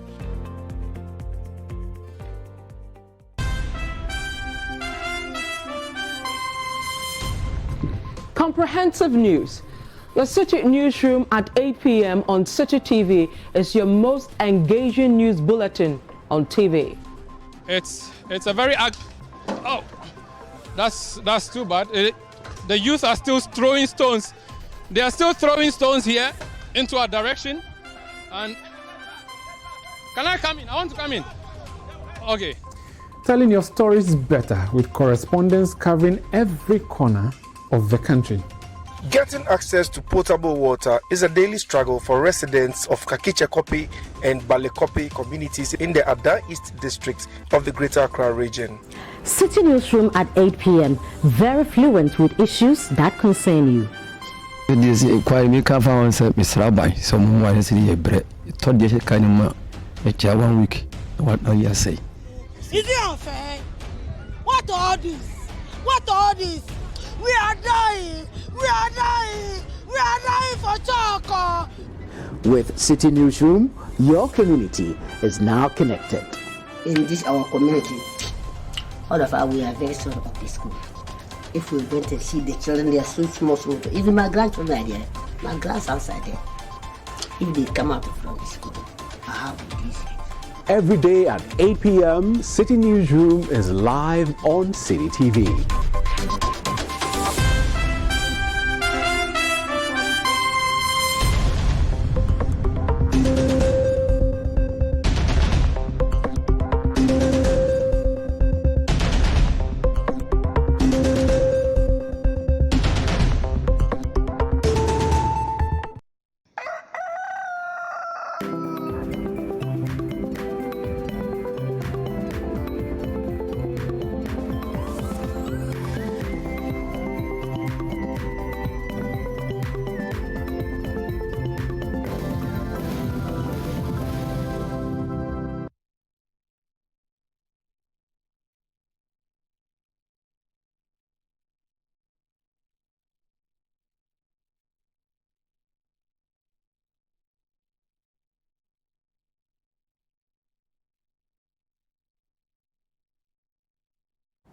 Welcome back. It's Breakfast Daily on CCTV. Thank you so much for staying with us. Now it's time for our favorite chef to walk us through what she's going to make. I kid you not. None of us ate this morning because we know that when she's here, we'll be fully fed. I'm talking about Chef Ruby Pencil, and she is the CEO of Chef Ruby's Food People. Today we'll be making Chef Ruby's, it's a mouthful, prawn salad with Thai chili and granite dressing, all served with potato flatbread. Good morning, Chef Ruby. Good morning. How are you? I am great. You look gorgeous. Great. Thank you. Now, what are we making today? Because our table looks healthy and delicious, and the studio smells even better. I think, like I always say, this year is definitely the year for gratefulness and time to spend some time with people. It's so exciting that we learn about all this nutrition stuff that we've been blessed to have the knowledge of. And I just want to share some of the food that is healthy, interesting, and is great for family. Yeah. My son said I should say this is his favorite. Oh, Joseph Pencil's favorite prawn salad.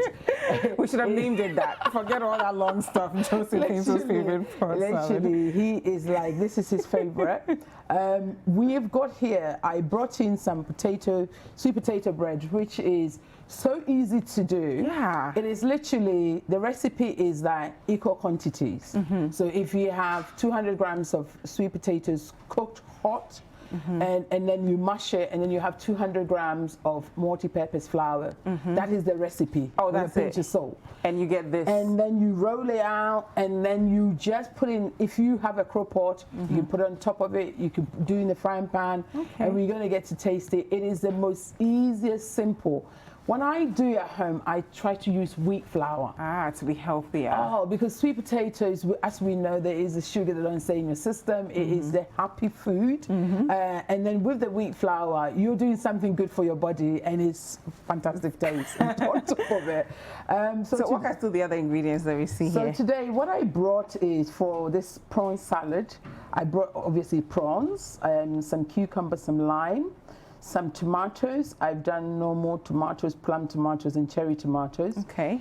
Cucumber, red peppers, which is fantastic, vitamin C. And then I brought some carrots, some onions, some chili, and some cabbage as well. Oh. Then I brought basil, mint, and coriander. And I see some, is that sausage? And then, you know, to just spice it up a bit, this Thai salad, I love it because I think I try to do it for my children when they were little, and then try to introduce different things in it.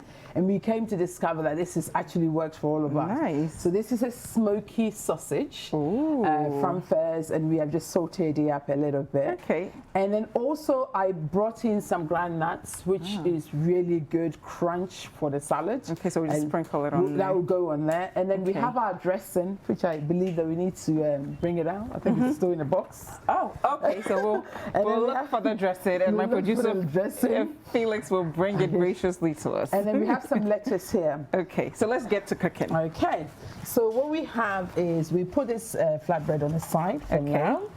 And this salad, as always with many of my viewers, I have washed my hands. Thoroughly washed it. Thoroughly washed it today before I'm touching anything. And I brought a nice This is huge. This is like for a whole family. You know, when I come to see my family here at City TV, I feel and you know we love to eat. And there's men here, and I'm getting them to eat salad, so I definitely make sure there's enough for everybody. And like as always, like I always say, salads is about color. Oh, so we started with the lettuce. So we're laying up. Throwing the tomatoes in there. Lovely. Someone better find the dressing. Cucumber. We have the peppers. Okay. So David is going to actually help us look for the dressing in your box, the granite dressing, because that's the star. Then we got some onions here. And we have red, and we have spring onions as well in here. We have some carrots, which is over here. Ooh. So we're beginning to look very colorful for a family salad. We have some cabbage, which is over there. This salad really does well with cabbage, especially when you have the dressing. over there. So yes, it is that. Making its way here gradually. Okay, slow down, chef, because our viewers need to follow us. What are we seeing now? We're seeing some tomatoes, some red peppers, some carrots. We got cherry tomatoes, plum tomatoes, red onions, and cabbage and lettuce. Now we're about to just do the do's as they do. Okay. We have some smoked sausage. Ooh. And the best thing to do with that is you got to sort of have that a little in bit between. Okay. And stuff. Then we have some prawns, which is the protein. Yeah. So I like. And you know what I like about your salads? You actually have enough of the protein. Because sometimes when you go to restaurants, and they'll say prawns, but there's just 2 prawns in the entire salad, and you're like, is this really prawn salad? It can be quite expensive, but the good thing with here is also that, you know, these are things that you can do at home to spoil yourself. So just go buy all the prawns you want. Yes, definitely. And this salad, you know, for here as well, bear in mind that we can serve over 10 people with this. So you can imagine that the prawns are a bit more than the usual and stuff. And I like to always put some of the actual herbs on the salad itself. Don't be afraid to be eating a bit of the herbs by itself. So I've got basil here. And what are the nutritional benefits of the thing with herbs, for me, is more flavor than anything else. I think we eat with a lot of different eyes and flavor as well. As much as herbs has some good vitamins, they're just like green, like spinach and things like that. So it adds, instead of using those. Even the smell, you see, the food we eat with all our senses. You know, the smell invites us, the touch is another thing, the look and feel of it, the sound. You know, if you get tomatoes and you cut it and it's, even for example, cucumber, and it's nice and crunch, you hear the sound, you know, it's not wilted or anything like that. So with this, I made the dressing. What is in the dressing? In the dressing, which you will follow the recipe, we have some Thai sauce. Okay. We have some soya sauce. We have lime juice. Wow. Then we have chili, garlic. Wow. Lime, coriander, brown sugar. So I think, you know, we are working on trying to get into the studio where we can actually show you all these things. And so in the meantime, unfortunately, you have to follow the recipe. Yes. And just. What's your social media handle, by the way? Because I'm sure you put them on there. Chef Ruby, the food people. And I will actually put this whole recipe and the actually method on my pages as well. Perfect. For people to be able to go on there. And if you get lost at any point, just ask her. She's lovely. She'll answer all your questions. She knows that we're all newbies. So we now got this dressing. Wow. And it's very chunky, rough dressing. Yeah. We don't want it to be all the goodness soft. in there. Look at this. I mean, this is incredible. The smell. I mean, you just turned our studios into a restaurant. Then with that, I love a bit of nuts. I think we don't use our nuts enough. Yeah. We don't venture with it. We just think, you know, peanut soup, which is wonderful. I've never seen salad like this before. But at the same time, this is great and it's good crunch. Yeah. I always talk about textures all the time. And because we have prawns, we brought some lime, which is really good. So you can be squeezing them in there, and it gives you like that acidic taste to it. And normally, what I would do with this particular salad at home is I'll put some more chili on top of it, so that you can see it. It is a very lovely, spicy salad. And then we can garnish it up with some cucumber flowers. That is so lovely. Did you carve these yourself? Yes, I did.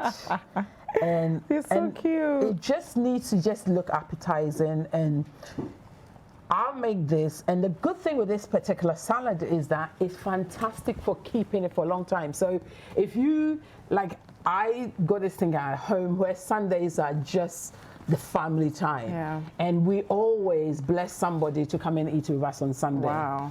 And we'll make something like this, and actually we had this yesterday. This is why my son said I should mention his name. And we'll put it in the fridge. First thing, it really does well when it goes in the fridge and it cools, because within the dressing there is lime juice and all that soaking is going in there.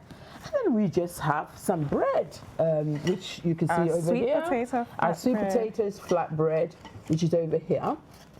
And the idea is that, I mean, as we will dish out in the studio, and we dish out a bit, and let me taste it for our viewers to see how good. One of the things I also like with texture is I like watermelon, and like I kid you not, I thought the watermelon was just for decoration. I when we love put it on the table. It does so well with things like pork belly. So one thing with this salad as well, what is good about it is, even though I use prawns, and I know prawns can be quite dear, you can use chicken to do this salad. You can do pieces of grouper to do this salad. So it's not one of those, it's just prawns. And you can also use octopus. I love a bit of... so you can substitute it with whatever protein you want to use. It doesn't generally do well with like red meats. Okay, so no beef and all those things. Especially like lamb or something like that, because it's a little bit heavy. I think there's a whole debate about the seeds, right? Yeah. So for this purpose, we will ignore the seeds. Because I am not a fan of the seeds. Definitely. And then try and get some pieces in there. What I like about the watermelon is it's crunchy, but at the same time, it's literally no calories, isn't it? It's very little. It's going to add a bit of water to the salad. So at the table, we can decide to just mix it up. Taste mine.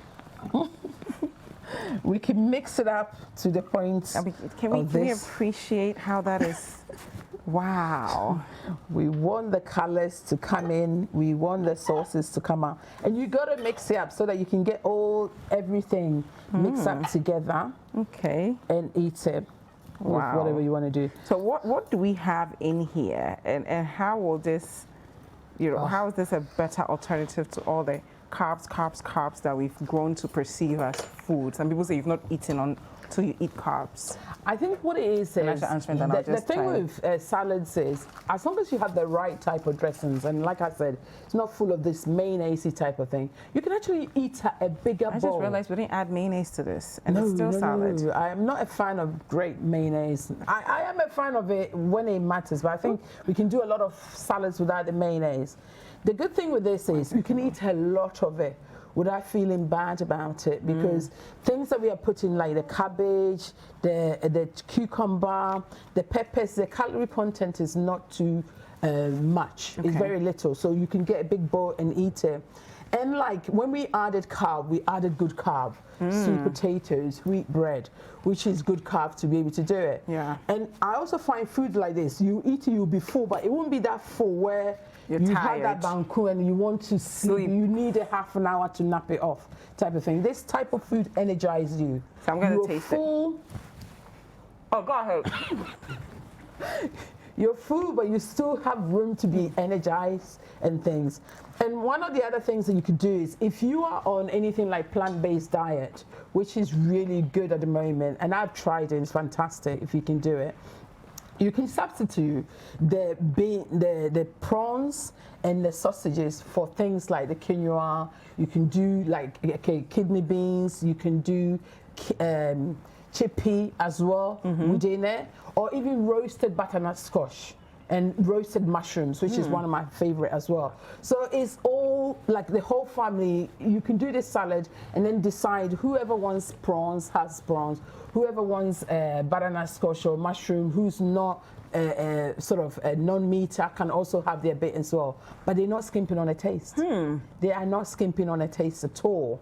I use nut oil to do the dressing, but you can also use coconut oil to be able to use it. The trick is, don't overdo it. All fats are fats, and they contain the same sort of calories, and so therefore when you're using them, don't be thinking just because it's coconut oil so much better for me, then you load it up. No, you just need to make sure that it's in moderate, you follow the recipe, and then you use it. Like this thing that we did, it's enough for 10 people. Speaking of 10 people, I know David is around there getting jealous that I'm stuff in my face, so I'll just do his piece for him. But he eats it on off air. Don't worry, we'll chug it off air. Where do we follow you on social media, Chef Ruby? So you can follow me on Chef Ruby Pencil.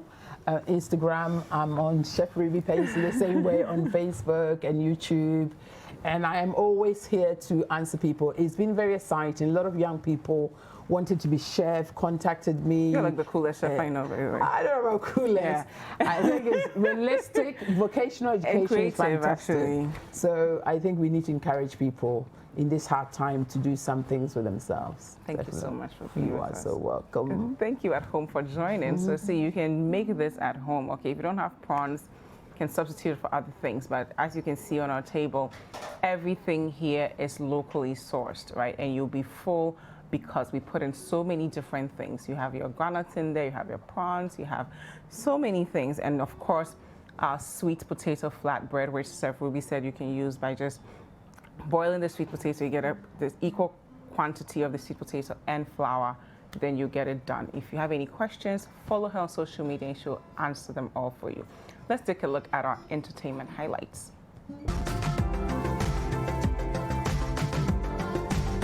Welcome to Entertainment Highlights on Breakfast Daily.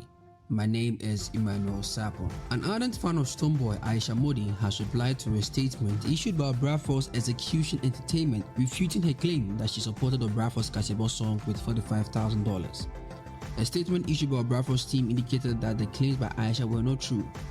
It explains that the Assemble Baby album, which had a Kasebo song on, was produced by Big Ben and that Aisha did not contribute to it. He also threatened legal action, asking that the media platform, The Delay Show, that aired an interview, retracts the statement.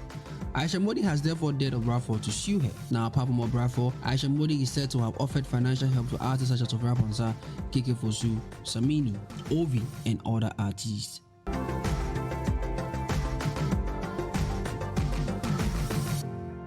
US-based Ghanaian comedian Michael Blackson has started building a school in his village in Ghana. A few days ago, he shared on his social media page a video of himself with some children at a construction site and informed them that he's building a school for them. Open quote, "The only thing that matters to me are the kids. Education can help them understand everything, so I'm building them a school in my village. By the grace of God, they will be in class next year," end quote, he wrote. Before this, Michael, who is also an actor and appeared in several Hollywood movies, was spotted hanging out with Sakyi and Fuse ODG some few days ago when after he landed in Accra. Michael is not only about his celebrity lifestyle, his TT Tuesday adventures and cracking ribs online, but also about an impactful project to build a school for the kids in his hometown. Cardi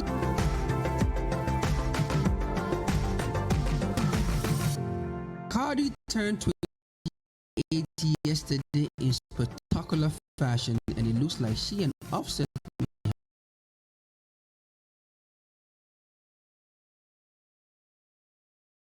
giving him what a lap dance of sorts. But wait, there is more. Megan Thee Stallion posted a video of Cardi multitasking at a club in Vegas, dancing with a bottle of wine. The party moved to a private home and actually got wilder. They danced till early Sunday AM, and he ended with a pretty amazing gift from Offset. Yep, a Rolls Royce with Culture's name embroidered on the seats. Looks couply. A few weeks ago, it was reported that Cardi had filed for divorce from the Migos member, and the New York rapper described their marriage as irretrievably broken. The couple were wed in secret in 2017, and they have a 2-year-old daughter named Culture. That is all for Entertainment Highlights on Breakfast Daily. My name is Emmanuel Sapon. Welcome back, and we've been enjoying some really great music. Yes. Well, I am fit. Yes. Good morning, how are you? Thank you so much, I'm fine. Fantastic. Tell us a little bit about you. What have you been up to? I've just been doing music. I came to Ghana for my media rounds with David. Davido was in town, so we came together. Nice. Okay. So after I left, I decided to do my media rounds before going back to Nigeria. Wow. Yeah. So you're Nigerian? Yeah, I'm Nigerian. How's the music industry like in Nigeria? It's big. It's competitive. You know, the young stars are beginning to give the A-list artists a run for their money. Like you stayed after you came with the video. That's good. That's good because that ensures that the next generation is being prepared. Yeah, definitely. So it's big. So you just have to be on your toes, be ready to work, and stay true to yourself. Okay. How is it like working with Davido?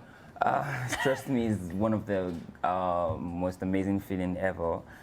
The morning I woke up to his DM was everything for me. Wow. How did it happen? Tell us the story. I did a cover of his song Risky last year. That was like sometimes this time last year, October. So I posted it on Instagram. He saw it.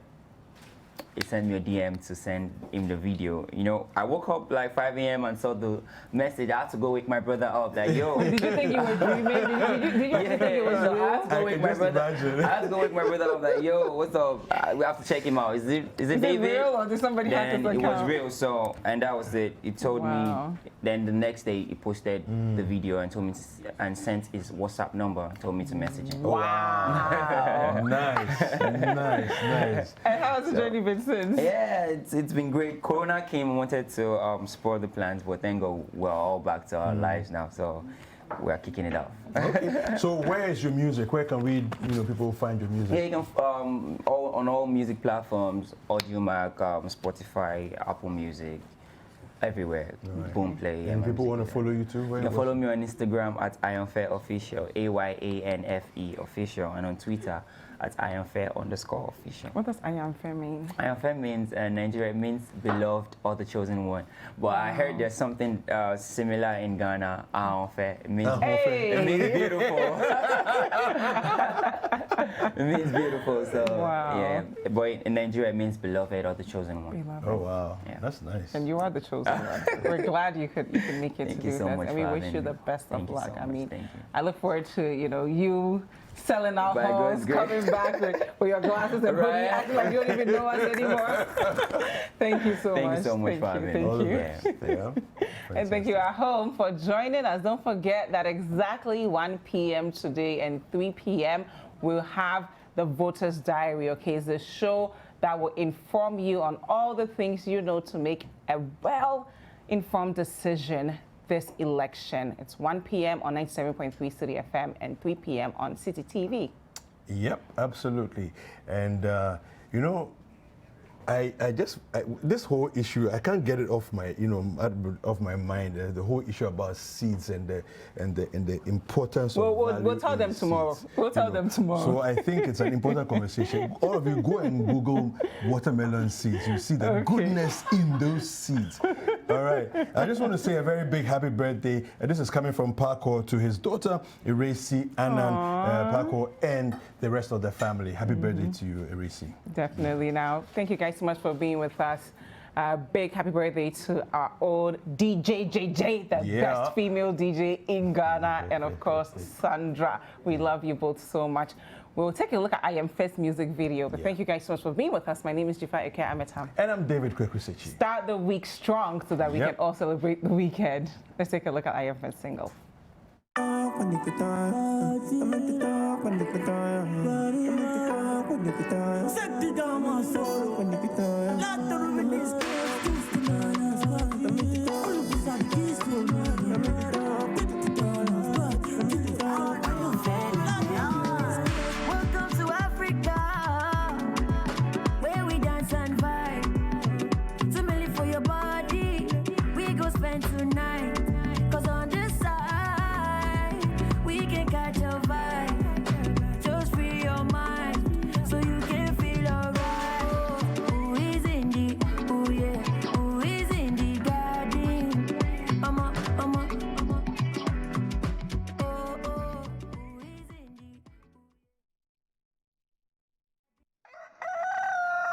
you.